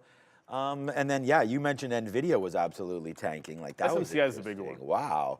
$20 straight to the downside there. Okay, here we go. Let's go, Apple. Get back up to the upside here. We're long at 82s. So IBIT's about to do the over-under play. It just dipped 41. Bitcoin, so watch $72,000 if it just dipped under. If it can hold back above, I like that reversal play. Intel just busted through the upside, so I have no idea what's going on with that stock and why it should be as strong as it is. But I said I would take the shot off the pre-market highs, and it looks like it's still going. So if the market's going to be weak and it's going to be strong, I don't want to fight it. I want to see it IBIT hold 41, or I don't think we have like a trade here. I want that wick underneath, and I want to see it hold and break out this local top. Once that happens, stop to the bottom, and then go on to the next. Meta's trying, it tried to make a higher low, and then look at it, just couldn't do it. Now flushing. So that was the stock I wanted for long, took it, went 0 for 1, and it never set up for a second opportunity here. So you'll see me only into Boeing. Coinbase, we probably could have got this dip buy if we weren't looking to the left. When the market was like, I'm looking at Meta, I'm looking over at Intel, getting distracted by it, back into Boeing, that's in the money a bit. But and AMD just came into play as well. So we got the AMD short. We'll see what happens there. Coinbase looking like it is the breakout play. But if it's going to go, I think we can just try to grab Bitcoin here once it's holding above 41. Not much of a bid there as we speak. I want to see a consolidation. Give me some more strength, because this market's looking very weak. Yeah. All right, we only have two positions in. They're both longs, and one's in the money and one is trying to get there as well. So we'll take a little bit out of Amazon as it comes up to that 186 and change mark right there. We're only long at 95. There it is. We'll take it an 06 fill as well. So that's only 10 cents. Let's wait and see. We talked about waiting for this long to come in. Here it comes. So let's see. There's the nice little bounce back. Apple's not doing the move, but Amazon is, so that's nice. We're at 186.20. That's 186.50 up there as well for AMZN. So breathing life back into the net over here is Amazon. I did want to look at SMH because this was, again, I can't get into AMD right now. And we can look at SMH with NVIDIA trying to move around. SMH with a possible move up to 224 would be where we'd get a little bit of VWAP action. That could definitely come into play there. So that would be something that I'd look to short, 223.20. That's a little bit high. So yeah, right there, 223.40, 223.50 for SMH. But the reason why I say that about AMD, 168, it is coming back up to VWAP, but we'd like to see 168.50, 169 possibly there for AMD, as we'll look at it a little bit more. And the other name that we had on, Tesla. come on, market, man. Yeah, I know Tesla is super strong. Tesla was the #1 trade idea, but the long is already hit. We need to follow those rules a little bit better for ourselves. But Robinhood, nice dip down into 1850. We wrote down 1850, and we should have been sitting there. That bottom right there is 1860. So we're 10 cents away from a 30-cent winner. So let's get back over there. But we only have 2 trades on, and we're going to try to go 2 for 2 here. It's just Apple needs to go, man. We are 7 cents out on Apple right now. So someone said, like, what happened with Boeing? Anytime I short off of a high and get a wick out, it's just going to be right back into the same top. So I'll jump back in there, but I'm not willing to risk the same amount there. It's going to be a much higher stop. And once it runs the high, I'm not averaging in. I'm not holding through. My style of trade is just get out and move on to the next. I mentioned I bid in that 41 level. Obviously, you're battling with 72,000 in Bitcoin, which is just underneath. But once it held, that's wick under support. And if you go all the way, you have to go to a 15-minute chart. 41 level, I like that up and down. But every time I've seen this setup, if it goes, usually you can retest the high. So about 15, 20 cents worth of risk. Corresponding BTC level is going to be that 72,000. And for Tesla, it's not, I'm going to cancel my dip buy. I'm not going to get 165. Tesla's holding a higher low, so we might have to adjust on the fly here. We're not seeing 65s. It's obviously not going to happen. But the 170 level is looking pretty good if we're going to go stair-step to set upside. So AMD, I'm in. IBIT, we're in. Tesla, I like the idea of longs into 173, and I think 73 still is short, but you still have a couple dollars to be able to get there. Okay, here we go, guys. And like we said, you know, we're still confident. We're confident in what we're doing. We're confident in the levels we're giving you. We're confident in trading. And we're going to go 2 for 2. So that's it. So there it is, man. Hopefully we can continue with it. I mean, again, we're going to try to hold out for the long. It needs to break above VWAP right here again if that's going to wind up working. So let's wait. Apple still 10 cents in the money Apple, 10 cents in the money Amazon. You know, let's go. We need to get these going for sure. If this is going to be anything, we only got those 2 trades on. So, all right, crypto's jumping back up. Yeah, crypto is jumping back up right now, getting those moves back going. We can look at IBIT if you guys want. I know Neil was just talking about it, but let's have a quick look ourselves. Okay, so that's 40.75. So for me, I'm not too interested until we get to that level. We also talked about a 42 break right there. So we're just going to wait for all of that. I mean, like I was saying, man, I got fish to fry up in here as well. All right, let's see what's happening with ARM. This seems to be moving around a little bit. We did look at this on Friday. That SMH is still interesting to me. I might have to get involved with that. ARM, no, wow, okay, nice move right off of 123.50 again. What is that, 124 right there? So, you know, on the 20-minute chart, we did get a 124 possible bottom. So that was nice. That's the 50-period moving average there. And then if you look at the daily chart as well, that's a 50-period moving average down there at 120. So ARM isn't too shabby in and around these levels. So, you know, we'll look to see if ARM can come back. But for me, SMH, and then waiting to get into possibly on a move up for AMD at some point here. But it's really, man. I mean, this was a nice move up in the market. AMD kind of just hovered around the 50 period. We should have been short right there on AMD at 168.50. But so that was not bad. Let's wait to see what happens there for AMD. IBIT just tagged the 20s there, so we got long back through 41s. And if you look at 41.20, that's sort of an obvious next level. After that, 35s and then 50s up top. And we'll try to be long into any potential break, just keeping an eye. Remember, it's a 72,000 level, so it just got back. Bitcoin just got back about 72. I refer to it as if you guys absolutely know what I'm talking about. But if you don't know, IBIT is Bitcoin. So 72,000 has been taken out. We are long into this in IBIT at 41, looking for those tops. There it goes. Now Tesla's starting to rally off this. I want VWAP retracements in Tesla. 73 is the big resistance level. So if it can punch through 73, I think it's got some room to rally. But I'm sitting here at VWAP looking for this on a dip buy. I like the dips much, much better than breakouts in this particular market. Coinbase has gone up 7.5%. I'm going to have to move up. VWAP is now 57 on coin. Wow. All right, here we go, guys. 25 cents now in the money as we are starting to go again. It's only 2 trades. It's only 2 trades, right? So like I said, this is the style that we've been employing for a while. It's been trying to find the best opportunities out there and then hitting them as much as we can. So there's Amazon. We'll take another spot out. I mean, we still want to wait for some more opportunities.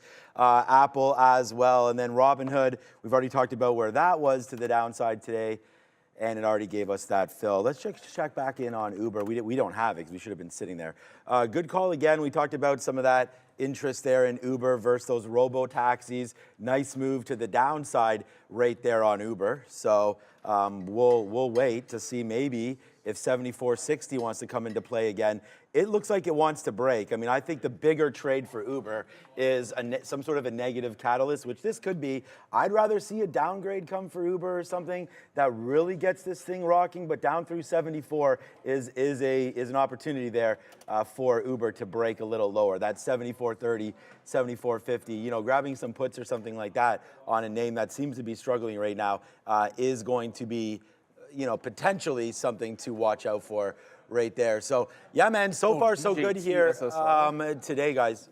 2 stocks only, and we're gonna go 2 for 2. We keep saying, I hear Neil say, trade the style that you have, right? And I mean, that's exactly what we're doing. You can see the numbers there.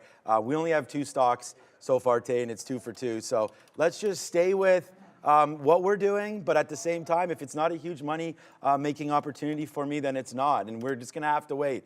I mean, most days we'll try to get these bangers for you, which we're trying right now, but it's Tesla was the #1 trade idea to get long. It's just, honestly, that should have been the trade right there, right immediately at 9:30. We're a little too scared of the dramatic moves that Tesla's been having, and it didn't have one to the downside. It's really just starting to go back up. SMCI is at 900. Before we go to Adara, it's going to break $900 any second. It's getting out of hand. I just got the first profit take on AMD, and this stock is just falling like a lot. It's like $60 to the downside. Oh, should have gone back to this well. Adara, what do you have?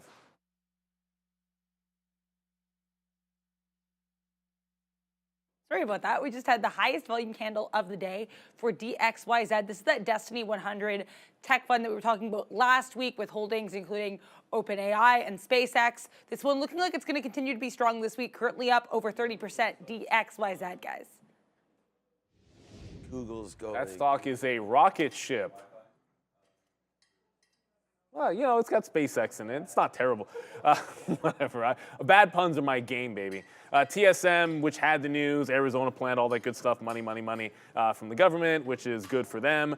Look at this wall at 143. This is one of the only chip names that's holding up decently. If there is a bounce in the chips, maybe it is them that we should be playing.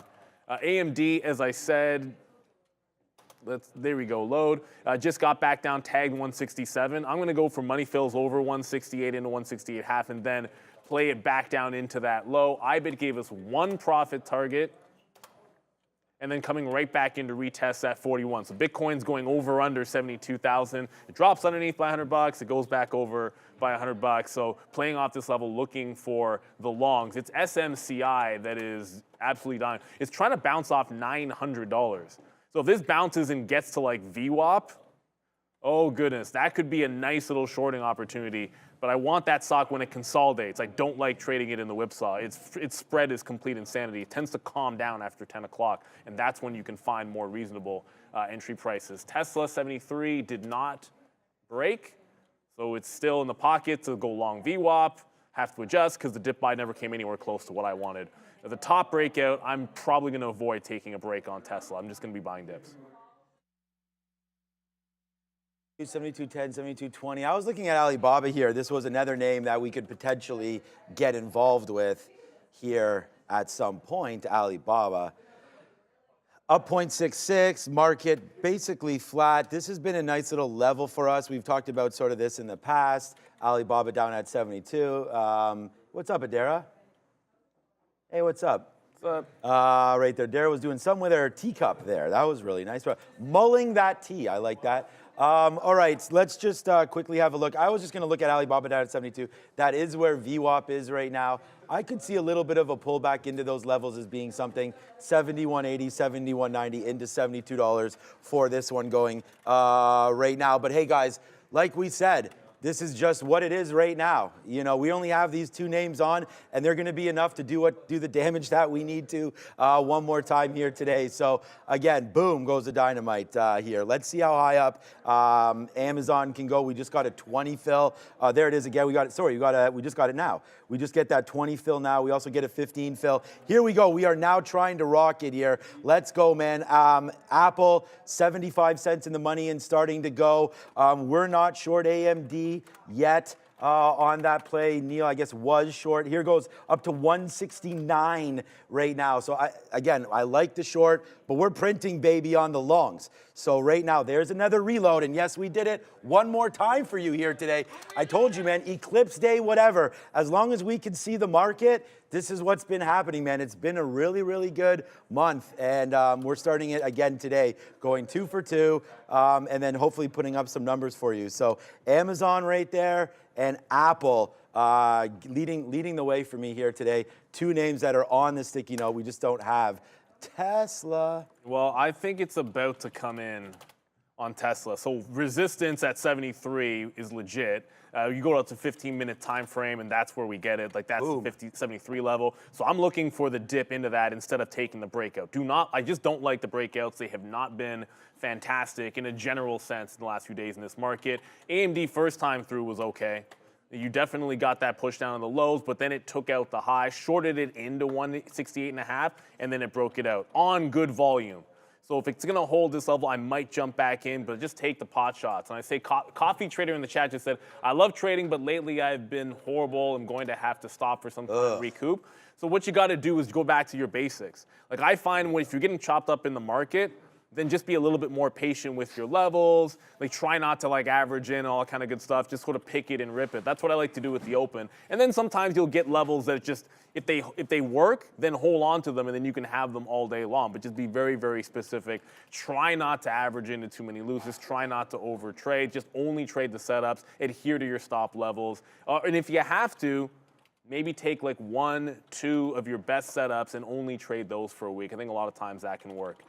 For sure. The dip and rip today in Tesla, like I said, it just did not happen. So if it's going to go stair step to the upside, that means you've got to be able to bid prices that you weren't considering the long at, which will mean that 171 level because it happens to be VWAP in there. All right. Yeah, don't. There's very, we talk about, the office having great months and this and that. This is not a monster month by any stretch of the imagination. There's not any records being set around here by any stretch of the imagination. So, start to just, figure it out, do what you got to do, stick with your note taking, and, everything will be great. We're having maybe the best start of the month for ourselves here of this year, but it's been difficult. We've just hit NVIDIA. We've got a lot of good NVIDIA. Well, we are 7 for 7 or something like. We had a great week. So, like I said, just stick with what you're doing. The patterns will come if they're not coming yet. So just stay tuned and focus on your stuff. Do some back testing and things like that. It will happen for all of us. Just take your time and be patient. That's the advice there. Do not get into that like rut where you're getting frustrated with yourself and or with some of the trades that you're taking. That's the one thing. I can just speak from experience, and it's really what's helped me become what you're seeing every day, trying to be more patient. And I think that if you can do that, then you will be yourself, hopefully a successful trader. All right, so just even now, and part of it has also not been being able to be stubborn. Apple, although I do think there's a huge opportunity for this long to hit, I'm also not trying to be that guy that waits out for something to happen. That's quite clearly not. So right there, Apple, we'll just keep getting it out, man. We had these, look at this. We have no issues here at all. Apple today starting to get up to the upside, and let's just see if it can hold some of these bids and then even get a little bit higher than that. So You welcome, Silverado Blue right there.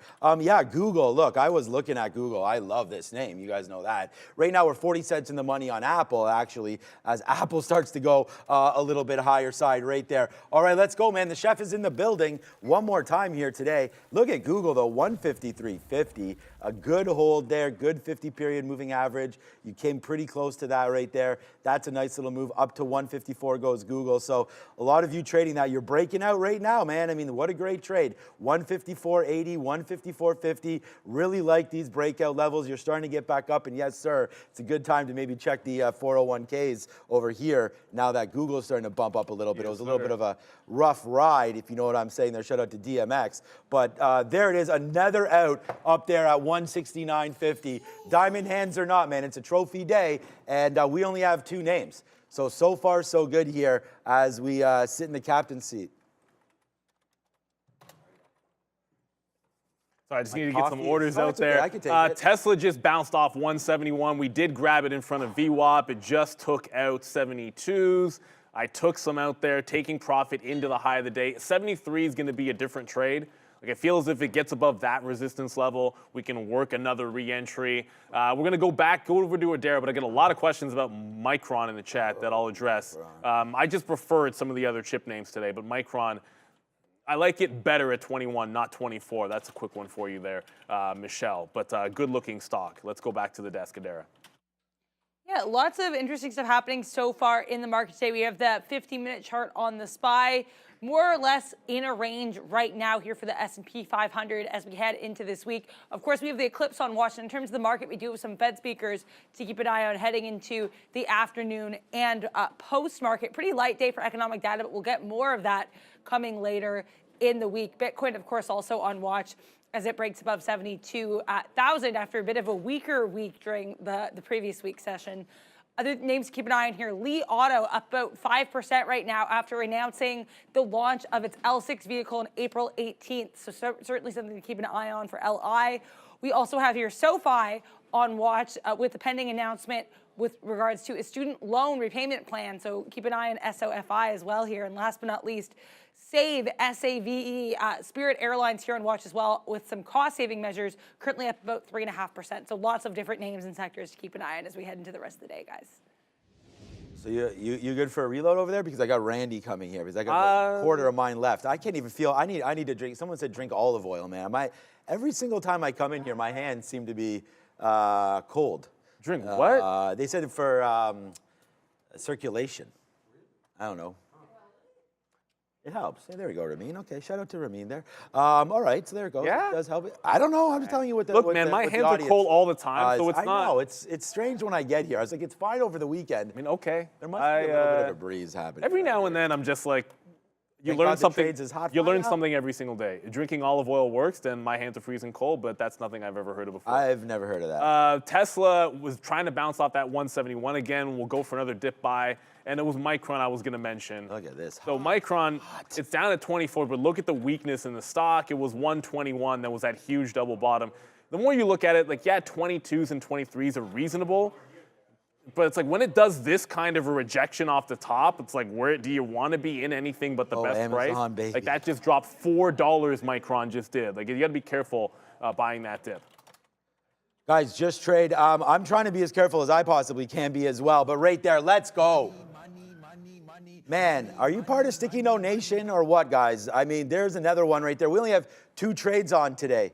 Both names, 40, 50 cents in the money as we sit here right now at 10 o'clock. And the market's not even, thank you so much, my guy right there. Oh, yeah, we like that. A little bit of a boxer situation happening right here. We like that. Shout out to my cockapoo. She's too sweet. She is too sweet. Oh, my God. Look up Nickel up here. I don't honestly. I know you're waiting for your daughter to tell you, but you guys need to get a dog, man. Dogs are honestly the best. All right, so shout out to that right there. All right, the bosses decide that one, and like that's the reality. Like I'm not the boss when it comes to a decision like that at home. You know, like I'm not a big pet person. No, I'm not like, either. I mean, the minute my wife wanted one, I was well, whatever. I mean, you know, I am the boss, but you know, love you. Okay, so right there as we go. But all right, so hey, man, I mean, everybody knows what's good. You know, everyone knows it's good. Keep the wife happy, you'll be all good, but everyone knows where the bread is buttered, so let's keep this real. Okay, there it is. Amazon, look at this. Nice move up, 50 cents now and starting to go. I mean, this is what we're doing, man. We can't talk the talk without putting up the walk, and this is exactly, again, 2 for 2 today. It's another trophy day. We'll spin this for everybody out there that has had, so far, a good, decent day, but we got to look for more trades. But for now, though, it's Adara, and she's at the big desk because I'm really happy to have, I was going to call him the Lion King over here, but I mean, you know, Mr. Sharif is back in the building. And every time I see this guy, he's just looking more handsome. This guy's looking like, I don't know, all this African sunshine just beating down on my man over here and coming back today. Excited to have him back, and also Adara at the big desk. Yeah, Candel Therapeutics here looking to run for the third day in a row. Nice volume spike for CADL. This one continuing to run off of that news on Thursday that they had some positive data for their pancreatic cancer treatment. CADL back on watch for the third day in a row, guys. Ooh, CADL. Yeah, that's one I'm not going to be that interested in. But I said I said we got to wait for your levels. Like AMD, the short at 172.73, like that's the big one. If it's going to break down, I'm always willing to take, if it's going to trend and everything was weak, I'll take that shot underneath like pre-market lows or pre-market resistance as a trade, as like a strategy. But once it breaks that out, I've got to wait for it to get to the next level up, because this is about to go green and taking out pre-market highs. NVIDIA is at the lows. SMCI, I already showed you, is cratering. So if I thought AMD was the weak one and the first 30 minutes tells me that's not true, then rushing back into the short doesn't make any sense. Like that'll get you in a little bit of trouble. Maybe it is NVIDIA and maybe it is SMCI, which I'm checking to see is nowhere near, again, it's just nowhere near the entry point off of resistance. Tesla did not give us the reloads, about 50 cents in the money on that one. IBIT's going sideways for all the action that we were thinking there could be in Bitcoin and crypto in general. It's just holding the 41 level. So we got one out at 20, and then it's right back in here to 41 evens. Yeah, I mean, it is freezing cold. Maybe I should have got a coffee from Randy. I told him I didn't want one. But at this particular point, the thing that's going nastiness is, like I said, SMCI. And if it ends up breaking the bottom, I feel like you're going to want some NVIDIA to the south side, which is at VWAP, by the way. I'll ignore these wicks. The local high here is at 876 on NVIDIA. But I got to be really patient for AMD. Unless it pops $2 or drops back underneath VWAP, there's not going to be a trade for me to the south side. I'm not going to ignore it. I'm not going to ignore the strength. Yeah, good look there. And that's exactly what it's all about, is ignoring, you know, the noise that's out there, right? You can get a lot of freaking noise right now. We've been doing exactly that. Today, a good day here once again. And as we were saying before, I mean, I tell you the good and I'll tell you the bad, right? You guys are mentioning it's been a little bit of rough. There's only 2 positive traders right now on the floor. So it's been a little bit of a, you know, rough morning for sure. But again, just stay in your zone, stay focused, and, you know, you'll be there for sure. Neil mentioned Rivian before. And if it's tough, you know, log out, go into Simo, lower your shares. You know, I mean, that's the stuff that, I mean, I'm just trying to give you guys the real trading experience right here, because, again, that's what we would say. That's what Brian calls everybody. If you're not in the right zone and you haven't been putting up numbers, you know, lower until you can figure out how to do that. I mean, that's what you want to do. Rivian right there, back into $10. Again, we sort of looked at that. Not really moving too much for me here today. But again, Rivian trying to stay in and around what we're trying to do here, and that would be a $10 dip buy. So if that comes in, I mean, That's a 10. No, it's not. Yeah, it is. I mean, it's at 10.15 right now. But yeah, Neil already highlighted this earlier for everybody. So that's going to be a decent level there. But again, what is happening right now with Mara? Could you find out maybe, was there a downgrade maybe on the mining space today? Whoa, what? I do know that they're down. It's not huge. It's the halving is not good for the miners. Yeah, we talked about that. And shout out to the Market Recap Show. And by the way, Chris Brecher brought this up, and I didn't even realize this. He had showed us, this was about a month or so ago, because I asked about it on Mara earnings and whatnot, and it was about all that, and he had some stats for us, and that showed exactly that, that not great for miners. So, but again, like, that story's old, so I don't, you know, that can't really be what it is, but we'll wait to see. Could. It could be, yeah, but I just mean, like, that halving is We've had now like a nice bump up, and now we've had 1, 2, 3, 4, 5, 6, like nice movement to the downside there. $16 potentially being there for that level. Look, as we said, man, it's not, you know, been a little bit of a tough day for sure. I'm staying in my zone here. We're staying in our lane. We talked about that, man. Get on that damn grind. We put Apple #1 the other day because of that reason. And it looks like today, again, we're trying to hold these bottoms. Let's just keep on getting stuff out as we see fit. So it's a nice move up. You know, a lot of this is sort of pending. I mean, right now, we do have a big trade. We have 70 cents now in the money on Amazon. And again, just off of our levels that we talked about there today. So this one's going to be pretty good. I do have an offer to start to get some more out, though. Amazon, 186.90 all the way up there. That's where the 50 period is. But you know, or sorry, where the 200 period is. But you know what? We're right at the 50 period right here. Let's take another piece out at 40. Like, I'm still a little bit, I don't know. I'm not really feeling Look at this move down. Now we're right here. I can't really call a direction. I wish I was really, really loving the long, obviously, and then we'd be able to hold on to these a little bit longer. But now that I'm talking myself out of it, let's put another offer up there. We'll take some outs there at 01s on Apple as it's just refreshing. And we'll see if we can get lower prices. So just for everybody to know, we are now only in about 15% of both Amazon and Apple. So we're getting a lot lighter here into 10-10 as we try to figure out which way this market wants to go. Yeah, and even Tesla off this 71 level, like Tesla was it's up 4%, don't get me wrong.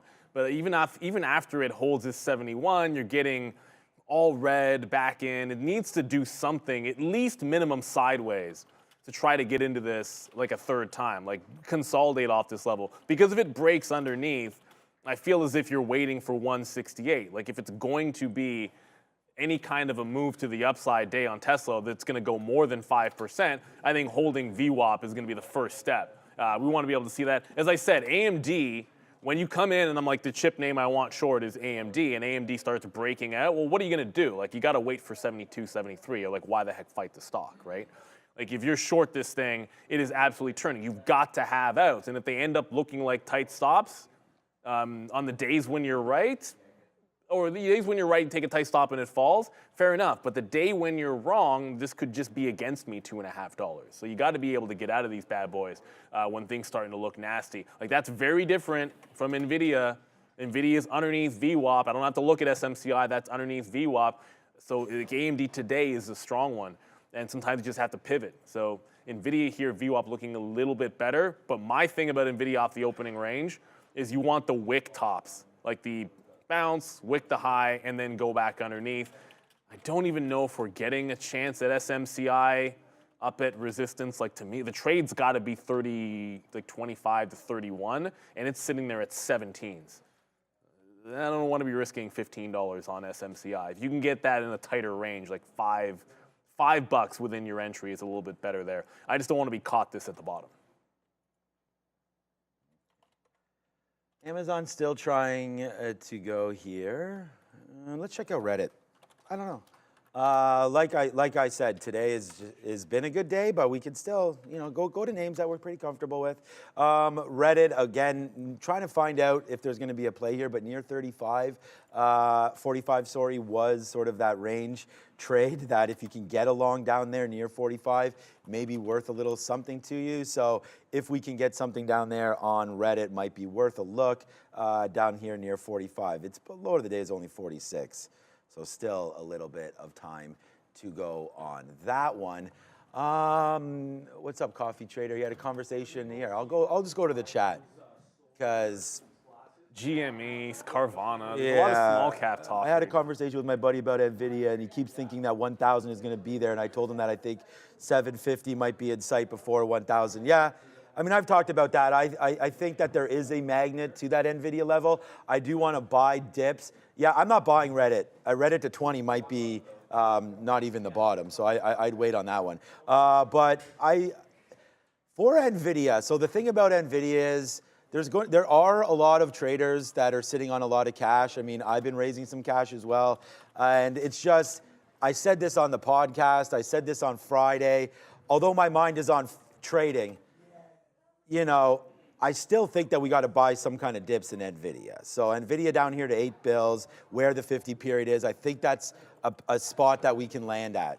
So that's an interesting level for me down there in and around 8, maybe 820, something a little sooner than that.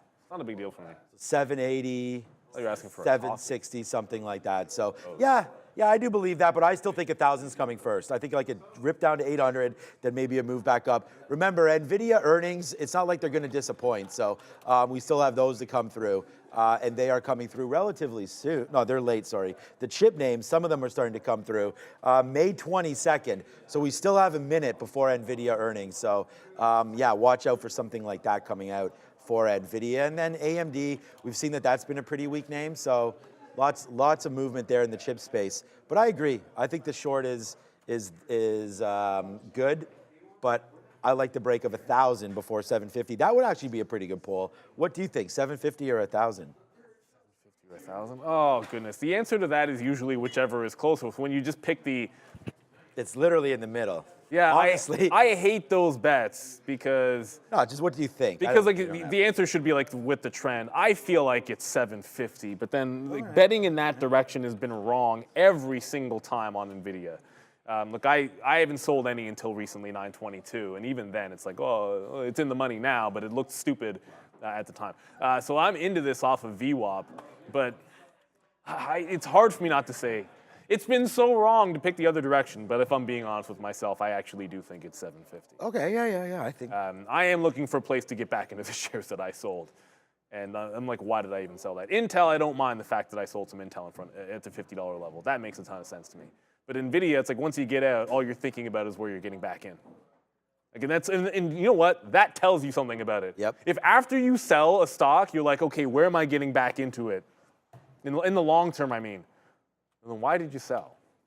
And that's what I'm asking myself. So I'm kind of very tentatively. That's why the Brendan method of investing. That's what I do for most. Right. You probably hear me talk less about doing things in the long-term account, and then when I do, you always get that little bit of a FOMO. That being said, VWAP is starting to get taken out here. Now it's gonna grab VWAP here on NVIDIA. Why did that not trigger? All right, I'm gonna go manual at 77 then. All right. So we got another piece out there of Apple, and pretty happy to do that. I'm muted? No, I'm good, okay. I did not get another piece out there. Oh, I thought I did. Okay, now Apple's coming back in. I thought I got another piece out. The market is not falling, but Apple is. So attention, Apple. What is happening? So a nice little move to the downside right now for Apple. I'm just going to be as patient as I can. I mean, I keep saying this, but we don't have a reason to not be patient here with Apple. So let's just do that.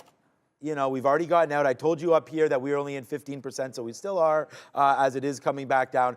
I'm long right here at 71. I'm going to get it there. Did we get a 77 there? No, we did not. All right, every offer I put out is not giving me the fill. So not great here. There we go. Do we get that? No, we did not. All right. So we got another piece out of Amazon. So we are getting lighter and lighter on all of these names, but still to come is the trade. So we need to get another piece out.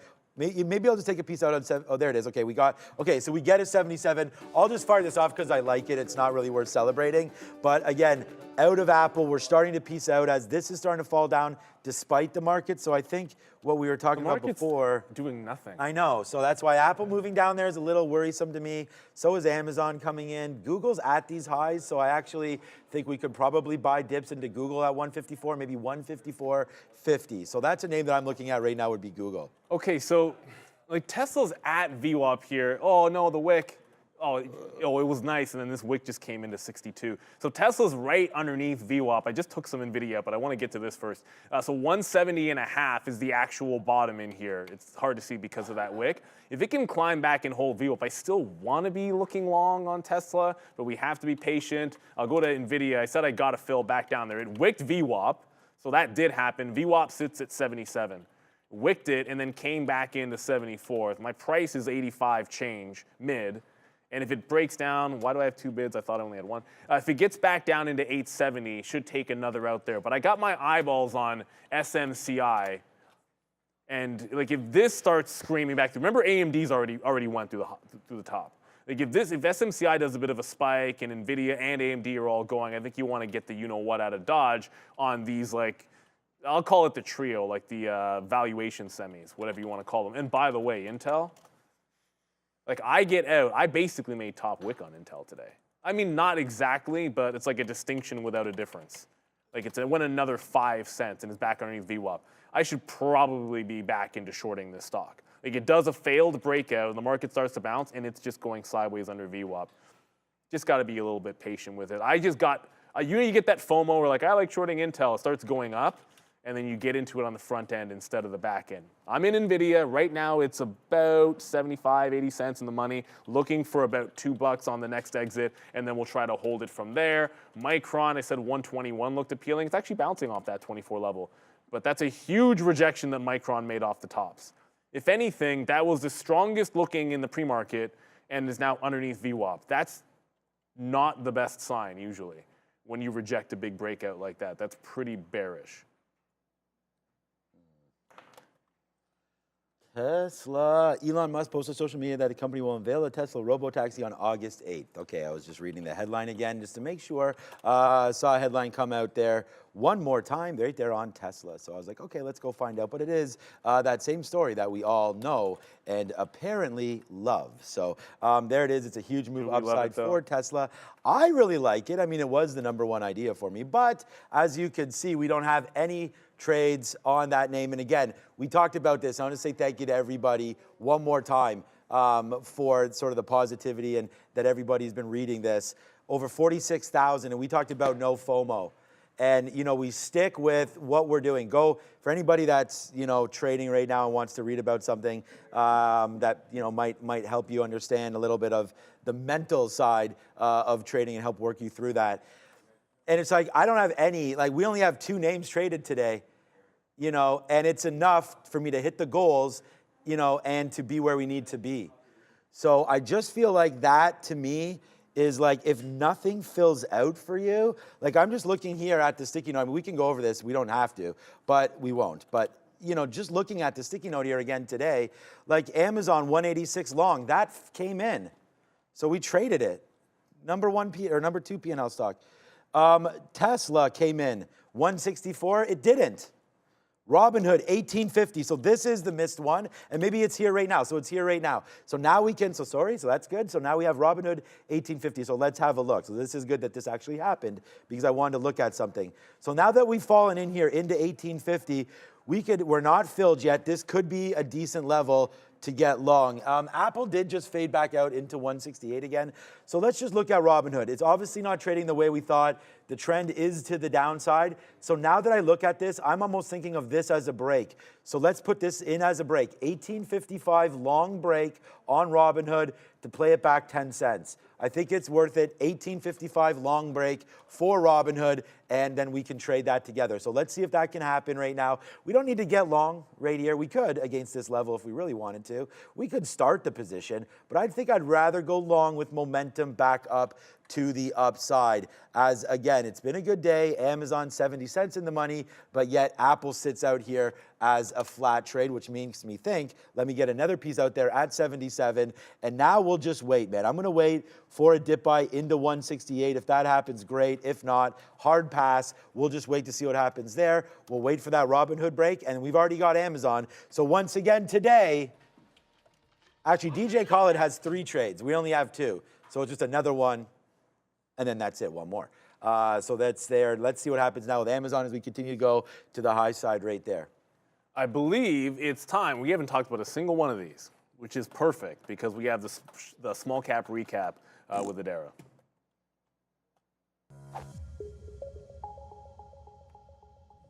Quite a few runners on watch today, but we'll talk about a few of them here, including Longeveron, LGVN. This one up about 75%. Not seeing any news on this, but they did have a reverse split recently, March 27th, 1-10 reverse split. They also have a float of about 911,000 shares, so very small float here for LGVN.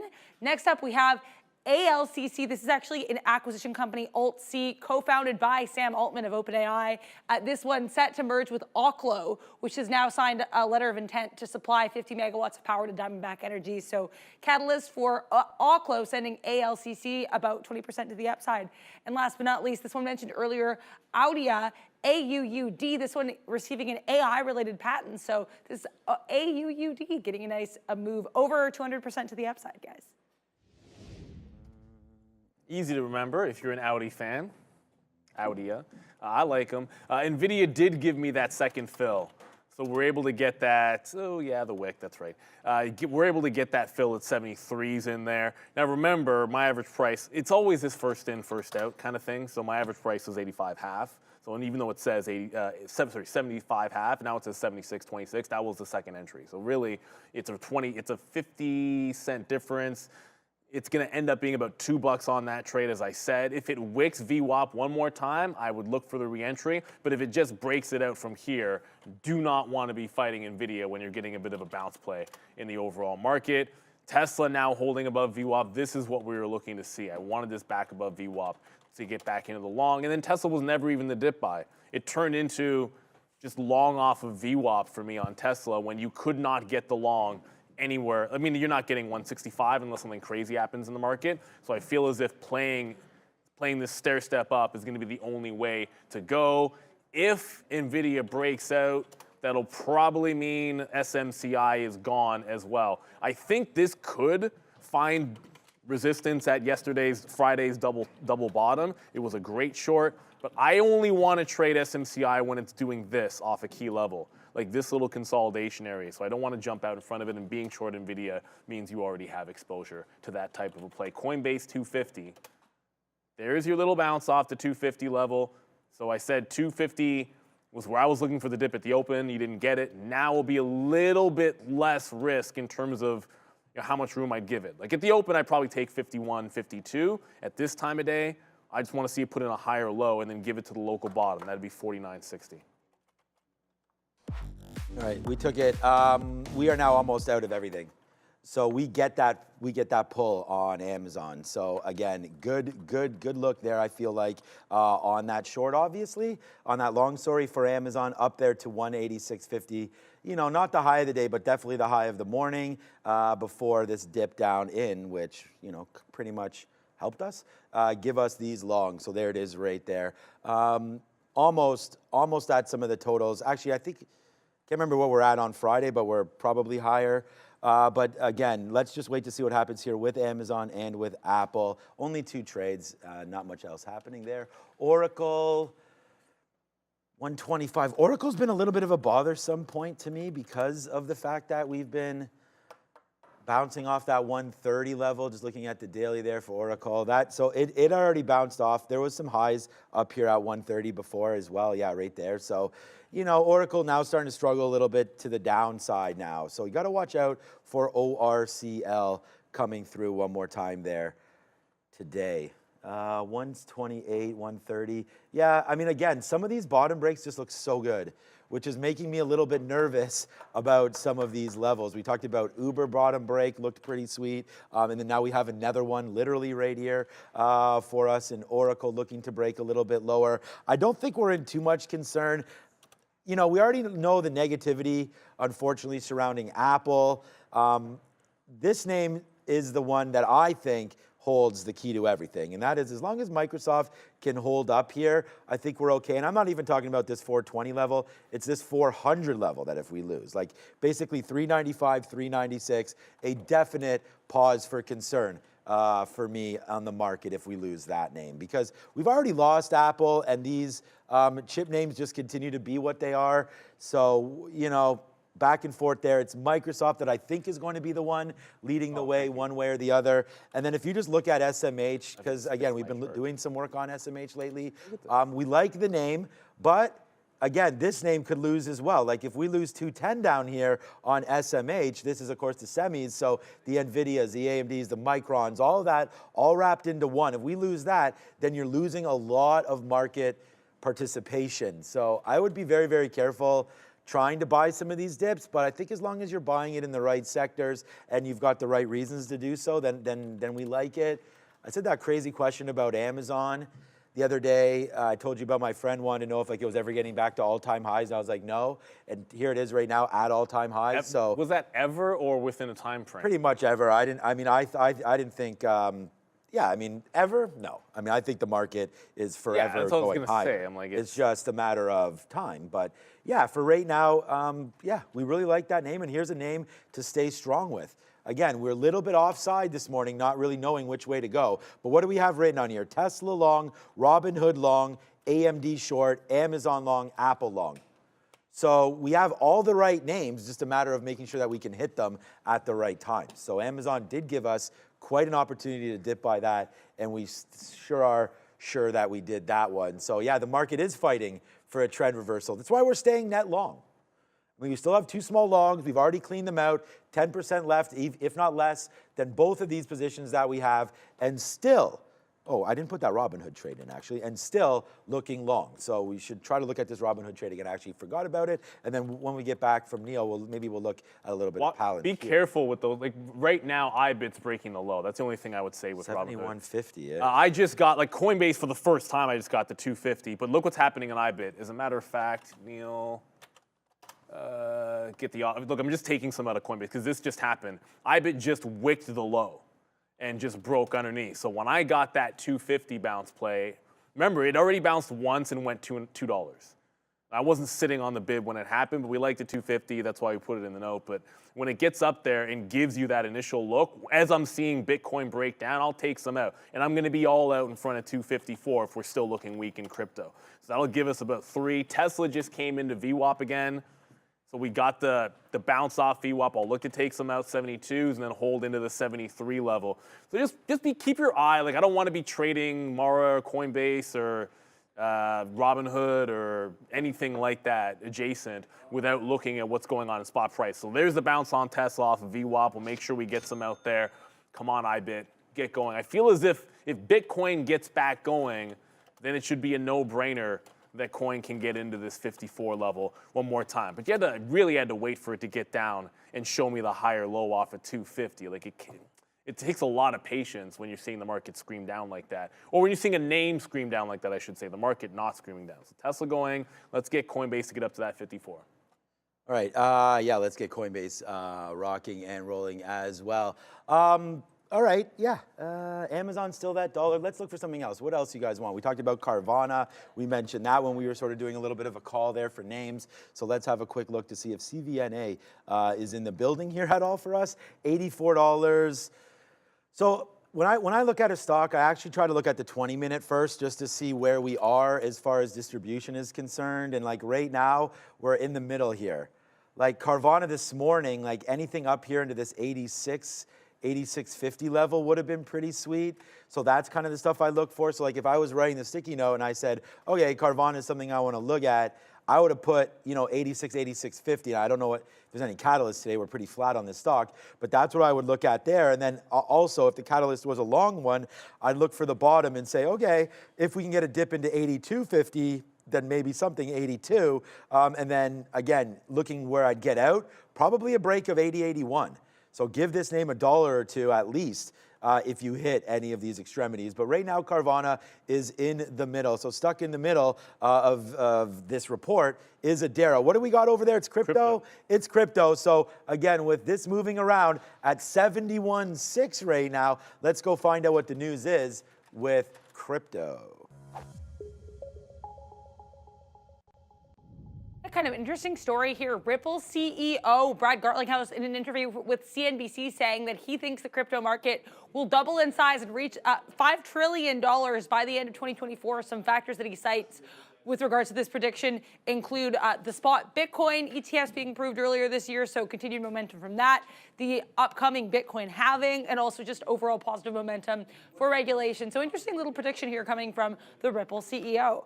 Bitcoin itself here backing down a little bit off that over 72,000 high we saw earlier today, right now just above that 71.5 area, but still very strong, up about 3.5% is BTC. Ethereum not lagging behind either, up about 7%, well above that 3,600 level. Other names pretty strong here as well for the most part. Ripple up about 2%. Cardano here up about 2% as well. And we are brought to you by Benzinga Pro. Sign up today for 50% off their premier news and research platform for retail traders with code TTV, capital letters. Use the link in the description to go to checkout. So in a what is next moment here, because it feels as if with this market going higher, unfortunately, when you get a bounce and it goes like a couple of dollars in the money for you, that's good. But I don't like what I'm seeing underneath resistance on Bitcoin, and you can't press this higher low. So the trend, unfortunately, in Coinbase has been down into this move. I want this, if it breaks the channel here, then I think VWAP is the target. If it doesn't break this channel that it's in, I'm out before it gets back into the low. So I will take this out for about 2 to 250, depending on the slippage in there. But if it breaks this top, there's no point being on the offer at 54. It should get to VWAP in that realm, and then I should be looking at that 55 level. So that's the adjustment on coin. Tesla is holding out. Nice little bounce off VWAP. I think that's 73. Look, I thought 73 was resistance when I sat down this morning, and it was mostly because of this. 73 was a big turning spot, and then it was a huge flush off this level previously. So 73 is going to be where we get out. Then look for the next trade. And maybe it's VWAP again. Maybe it's a consolidation over that resistance spot. So Tesla's starting to go. Coinbase, we finally got into that one after waiting the entirety of this morning to get that 250 level. So we'll see what happens next. I think the market is trying to take out the tops here. With the Coinbase, the problem is going to be that Bitcoin doesn't have to break. And the NASDAQ could break the high, and Bitcoin could just gently retrace these levels no matter what. So I have to be more cautious, and that's why we're going to take the profit on Coinbase. If IBIT and Coinbase was stronger, I'd probably be, and Bitcoin was stronger, I'd probably hold this. But like I said, I'm going to trail it out there. We'll just take the money on that trade, and if it continues trending down, look for a re-entry, maybe on a higher low, some kind of a sign that there's a little bit more strength. Tesla looking absolutely fine, though. So if you like the 250 level and you're holding it, you got to be able to trade your own book. I prefer to be aggressive with things if they're following the trend a little bit better and not just hope that I have the absolute bottom. All right. Yeah, trading own book, very, very important. Amazon now, we just tweeted this out right now. So there's no more important time to do this than when Neil just mentioned trade your own book. Like, this is exactly what we did here today. We just mentioned the only two trades that we had today were the longs that we had mentioned down here. So we have Amazon and Apple, the two ones that are in there. That's all you really need is some good ideas, and hopefully those ones were able to pay out, and hopefully they can continue to go both $1 and change into the money. But I just noticed that I also did mark down Palantir. So and by the way, look what's happening right now. Just spin this. I mean, Amazon right now is, I don't know, did I see OB here? No, I did not. Amazon right now, $1.25 in the money. And still going. Apple's still going as well. Let's keep an eye on SOFI, says somebody in the chat. Shout out to House to Home. What's up, House to Home? Let's have a look at SOFI. Now, we had this on the watch list today as well. But like you can see, it hasn't, you know what, I should go over to Robinhood. Hasn't had much going on here with SOFI, but you are right though, House and Home. That does look like a potential break there for SOFI off of the bounce there at 750. Nice move up there for that one. I did not take Robinhood long, and damn it, Sean, that's a fail. We could have put 3 for 3 on the board right there on Robinhood, but we didn't. I went over there, I was like, oh man, we didn't put that order on Robinhood. Up through 1855 was the call right there. We would only be 8 pennies in the money, but we'd be looking at a 10-cent hit. Remember we talked about that? To the bottom. So it's already gone about 8-9 cents, so definitely worth a shot there for anybody looking to do some damage here on Robinhood. That was a great long, but we don't have it. Yeah, it looks like that's one of those things where like you can have an idea for a level, and then like it doesn't get there until you get that. It's past 10 o'clock. It's outside of the opening range. You're looking at all the other things which did provide you with the trades in that range, and it's either you pick the right 4 or 5, or sometimes like it's that 6th or 7th name that misses. I was lucky in that I wasn't in anything else, when Coinbase finally got to 250. But it's like if I'm in 4 or 5 stocks, I probably missed this trade. And it's going to happen to you. But as long as you have the ideas out there and you know the levels that you like, that's the first step. If you don't even have that in the first place, it's like none of that's going to matter. And when I look back over to, where did I want to get to? NVIDIA chart work. Let me just cross my fingers here on NVIDIA. Okay, we'll go to the 15-minute. That'll work just fine. So on NVIDIA, we said we wanted into VWAP on the 3-minute chart. We did take that trade. It gave us the pullback. We got some out in front of Friday afternoon support, which was the 73. So the only reason we're green on it is because we took profit into that support level. And now all of a sudden you're screaming higher. So you're at 880. And if I think there's a chip name to still be shorted, AMD already rallied. NVIDIA has to be somewhere off the pre-market highs or holding back under VWAP. SMCI is getting right into the pocket of Friday's lows, that 930 level where it double bottomed. So if that starts to roll over there, it can be weak. Just don't want to be fighting this move at the highs in the futures. So I'm in Tesla long because we like that Tesla long. We would have liked it better on the dip, but that's the one. Like it was one of the names that I knew was on the list for the long trade. So we're just going to have to hang on to it. As far as like Meta, which is the first thing we're long, it's still looking weak. The only bounce play, it was no good off the pre-market lows. It's bounced off the afternoon highs or afternoon lows from Friday, but it's putting in a lower high right now. So that's not looking strong. Putting in a lower high that's not a trend to the upside. For me, Tesla's trending to the upside, which makes me want to figure out those longs. Ben Ruggiano saying, Neil, any opinion on Uber? You looked at Uber, Sean. I didn't pull up this chart today, but the talk would be that if Tesla goes into robotaxi, that's bad for Uber. I understand that logic. And even if I don't think it's a death keel for Uber, I just got out of Tesla, we'll ring the register there. I don't think it's a death keel for Uber. I'll just get that out of the way. That said, don't ignore what the market is telling you. And it has a local bottom here at 73.50. And if it got down there, I'd be looking for a buy the dip. Just look at the daily chart. It's a good level on Uber. So as I said, Tesla, if it got to 73, we take it out in front because that's big resistance. It just tagged 73. And if it pulls back into VWAP, we go for the reload. So again, just be patient. I like the dip buy on Tesla. We end up having to go with the VWAP trade. So VWAP into 73. It's more like $1.70 than it is $2 because we didn't get exactly 71 long and we didn't get exactly 73 out. But that's the range we're playing off of. As we go to Sector Watch, tell me something good about XOM because we forgot to look at that. A lot of these oil and energy mineral related names looking pretty weak here as far as I can see right now, pretty much right across the board. Also pretty red here, health technologies, and of course these chip names here in electronic technology, as discussed, have been a little bit weaker today. A little bit of strength though in names like finance. Keep an eye on some of these major banks reporting at the end of this week and early next week. So as Q1 earnings season begins, this sector, finance, will absolutely be on watch.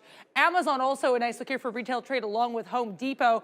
Also strong are some of these utilities names with GEV, the GE Vernova spinoff still looking strong here. Also worth noting as well, consumer durables, Tesla still leading this group to the upside with that robotaxi news, and as just discussed there, Uber breaking down the transportation sector, which is otherwise pretty strong, possibly also in the back of this news. So that potential robotaxi announcement and that unveiling set for August 8th, impacting a couple different sectors here, guys.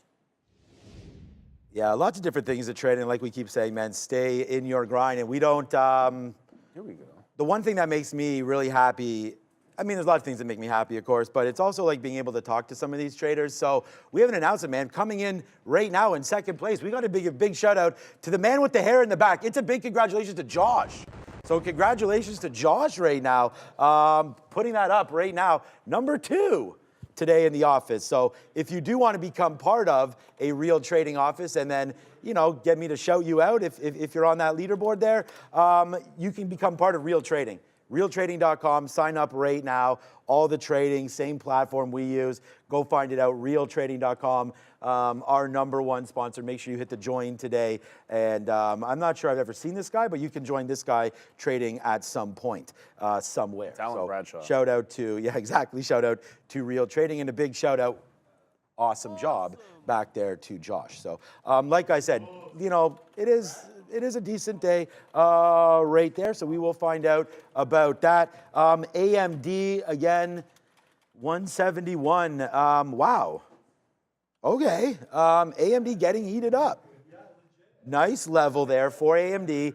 Now positive on the day. Okay. So this was a name that was really getting cranked. Let's wait to see. Maybe we're not going to get up here, but you took out the 50 period. So maybe this 172, 173 is in fact in play. I'm actually just going to start to cancel a lot of my stuff right now and just work on, again, looking for opportunities. Oh, what happened to Amazon?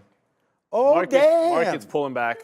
Heesh. Oh, damn, right there. That's always good. When you don't even notice you got out of a name because it went all the way to the 200 period and gave you what is right there, $1. So that's 185.50 out at 186.90. So that right there, we're cooking it up. That's $1.30. And before I forget, let's figure out what's for lunch. All right, so we've already talked about this a couple times here. And I don't know, I didn't get Adara's opinion on this, because did you have any of this last time? Let's go figure it out and ask her right after this when we go to Money Talk, because it is once again a chicken dinner kind of a winner today. And, you know, if anybody looks at the eclipse, you will not see flying chickens in the air by any stretch of imagination. But if you, maybe you might.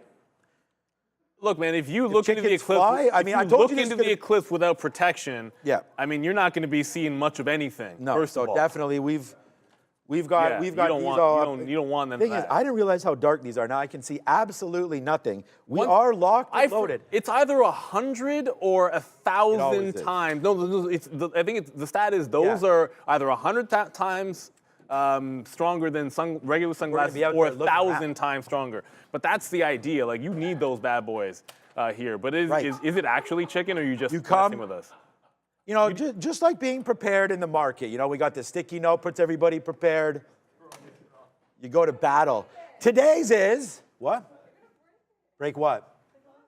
Yeah, don't worry about it, Ramin. They're made of paper. You can tape them back together. Yeah, you could just literally tape is probably going to work there, Ramin. We're good to go. Yeah. Don't worry, Ramin. Don't worry, Ramin. I'm just saying. Grilled chicken again. Jerk chicken. Oh, yeah. Grilled jerk chicken. So I think that's going to be a very good opportunity. We'll see. It's not super spicy, sweet potatoes, so we'll see how this goes. So shout out to grilled chicken lovers or jerk chicken, because today is grilled jerk chicken. Can't go wrong. I feel like that's going to be a hit. So yeah, that's what that is there today. You're going to the Jays game. I guess you're going to have some sort of a hot dog over there. Dude, they have they've got like a maple hot dog thingy. It's like a maple something hot dog. I'm like, sign me up, because oh yeah. The one thing that the U.S. gets absolutely the best in ballparks is you have food that is like local and not like delicacy. But if you go to Philly, you're getting a great cheesesteak in the ballpark. Yeah. You go to their minor league stadium, you're getting a great cheesesteak, even if it's not in Philly. And Toronto doesn't have any of that. You can get chicken wings. You can get we have poutine. You can get chicken tenders. You can get French fries. You can get pizza. You can get a hot dog. Poutine. But that's okay. But I want like really, really creative, unique kind of things. So they're bringing that to the park. As the market wicked that high, just a couple of things. I did get out of Tesla. I'm going to go back to VWAP here. If this is just going to be the range, we end up going 2 for 3 on Tesla, because I did have that stop out. Someone just said looking at the eclipse is like trading without a stop loss. I like that. I would go so far as to venture that's not terribly accurate, because if you trade without a stop loss, you're not going blind. You can still punch out of the trade. Like, there's you can not have a stop. It can go past your level, and you can punch out manually. Once you look at the sun in the eclipse, the damage is done. Like, there's no limiting the damage at that point. But I see what you're saying. So I want to go back to VWAP for Tesla here. If we can get that, fair enough. And then sort of just now stick to what's working. Like, everything else is like half. You get one win, you get one loss for me this morning. Coinbase, we end up getting, it's the right spot to have gotten out. I put a trail in here. And like, if it fails that level, maybe we're too tight with it, but it's because Bitcoin was trending to the downside. So here's a look. And you're like, why are you conservative when the stock's in the money? Because IBIT and BTC was ranging down, and I don't like that. If it's ranging down and I'm into the long, I'm taking the profit, and I'm not waiting for it to reverse on me. So if I get out too early, it's because of my leading indicator over there on Bitcoin. So you're right back into the 250 level. It's a better reload if I saw some strength in Bitcoin, but you're now well underneath that, not well underneath, but you've given up that $72,000 level on Bitcoin. I'd like to see a bounce first before I jump back in. So we're happy to get that long, but you don't have to rush back in It's about 10:40. It's almost 10:50 in here. This is the time of the day where I'd prefer things to give you the consolidation entries as opposed to that whipsaw back and forth. You know what? I'm trying to find. Yo, what's up, Diane? Look at this. That's pretty funny right there. Dancing bull for sure. I was trying to find the thing that said someone messaged me over the weekend and was like, man, this can't be real trading, all the ins and the outs that you have and like all this kind of stuff. I didn't address it. I was trying to find it here. They're like, oh man, there's no way that these are all real. And then I was just going to say, and then we come out today and just go 2 for 2 again. So yeah, just shout out to whoever that was. And we put down numbers right back on the board for you today. Just so, you know, you can see about any sort of doubt that's been happening around here. Apple and Amazon, nicely done to the upside. All right, so what we were talking about also, I want to go over this, is because my daughter had made this for me last week, and I forgot to bring it in. So again, it's pretty, I mean, there's definitely no artist here, but love you, Dad, and your singing. Apparently, I do sing too much. These are supposed to be the Jordan symbols as well. So this is my closet. So there's shoes, that's Jordan. I mean, it looks pretty whack. And then there we go. We got to get some jeans there, a little bit of belt action. Trader TV Live. You know, my kids definitely all day repping it. Everything they draw is Trader TV Live. We actually have here's my daughter's another iteration of her drawing where she showed. There you go. Yeah, this is not the one. This is a flamingo. There we go on vacation. Do the side camera with that. It's a little better, the lighting. But I'm actually looking for the other one, which is the other way. It doesn't matter. Anyways, this is a flamingo. There's the one of the Trader TV Live. Welcome to Trader TV Live Art Show, by the way, right now. But here's the one Art Camp? that we have right now, Art Camp. I love the accuracy in there. Actually, yeah. Because otherwise, you wouldn't get to know that Sean hangs his jeans with the belt on, apparently. Yeah. Because you gotta be practical. You're then faster in the morning, it's already there and good to go. Well, when your pockets have so much damn money in them, you know, you gotta hold them up somehow. So, right there, that is what that is. So, yeah, anyways, congratulations to my daughter as well. She just hit, by the way, we got a call from the coach yesterday. They don't even want her going to tryouts. She hit the highest level she can for her age group. So I am super, super pleased with that for her hockey. And my son tonight, there he is right here. He has his championship game tonight as well. Best 2 out of 3. Let's put it this way. It ain't going to 3, my guy. So right there, he'll put back-to-back jacks on there. And then I was looking too, I said to the wife, she's a hard pass for baseball, but I can get her to go there. I'll just tell her there's drinks. But no, we like to go. We looked at the schedule. I don't have a night off until April 20-something. So hopefully the next homestand there we'll be able to attend, because I'm excited to go to the Jays game. I was actually looking tonight. You got to get the parents to and tomorrow. To take no, over. It's not even that. I just don't have any free time. It's like, honestly, with rep baseball, rep hockey. My wife is so organized. She does our year, and these are the these are the weekday games that we can do.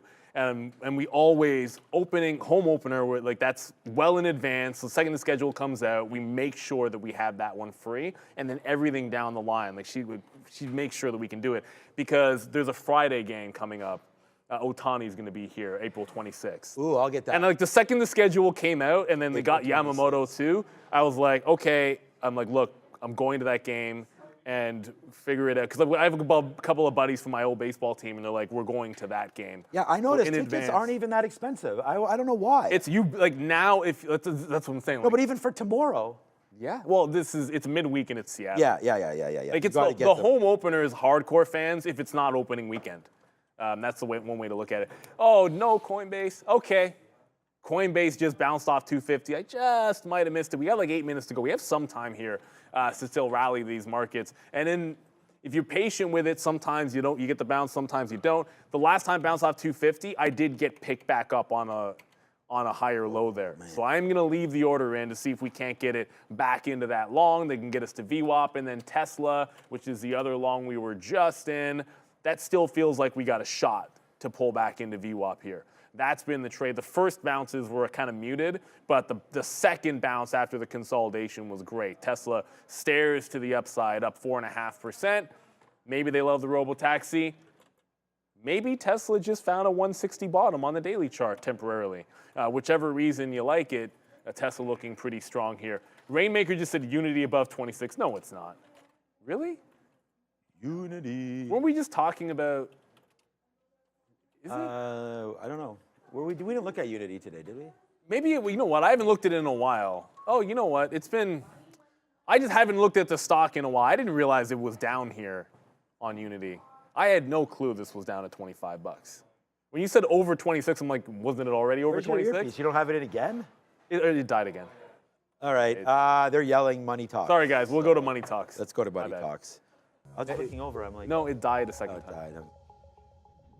Yeah, the USD here, DXY, definitely in a little bit of a move down today. Nothing compared to that big move we had on Friday, this big wick up into almost this 104.80 area, then coming and closing just above that 104.20. Basically here, of course, we did have that move up off of those NFPs that were higher than expected. No economic data today so far at 11, so in less than 10 minutes we get NY Fed inflation expectations, not expected to be a super notable print here, but keep an eye on that with regards to how this DXY may move, currently just below 104.20s here. Then we do have as well Fed's Goolsbee at 1. At 7 here, we have Fed's Kashkari, so certainly something to keep an eye on as well. Last time Kashkari spoke on Thursday, big move down in the market, so keep an eye on that. Later this week as well, we do have CPI on Wednesday and PPI on Thursday to keep an eye on, but today just a couple Fed speakers, guys. I love getting, thank you for that. I love getting these messages from my wife. She goes, JFC, she chose violence again.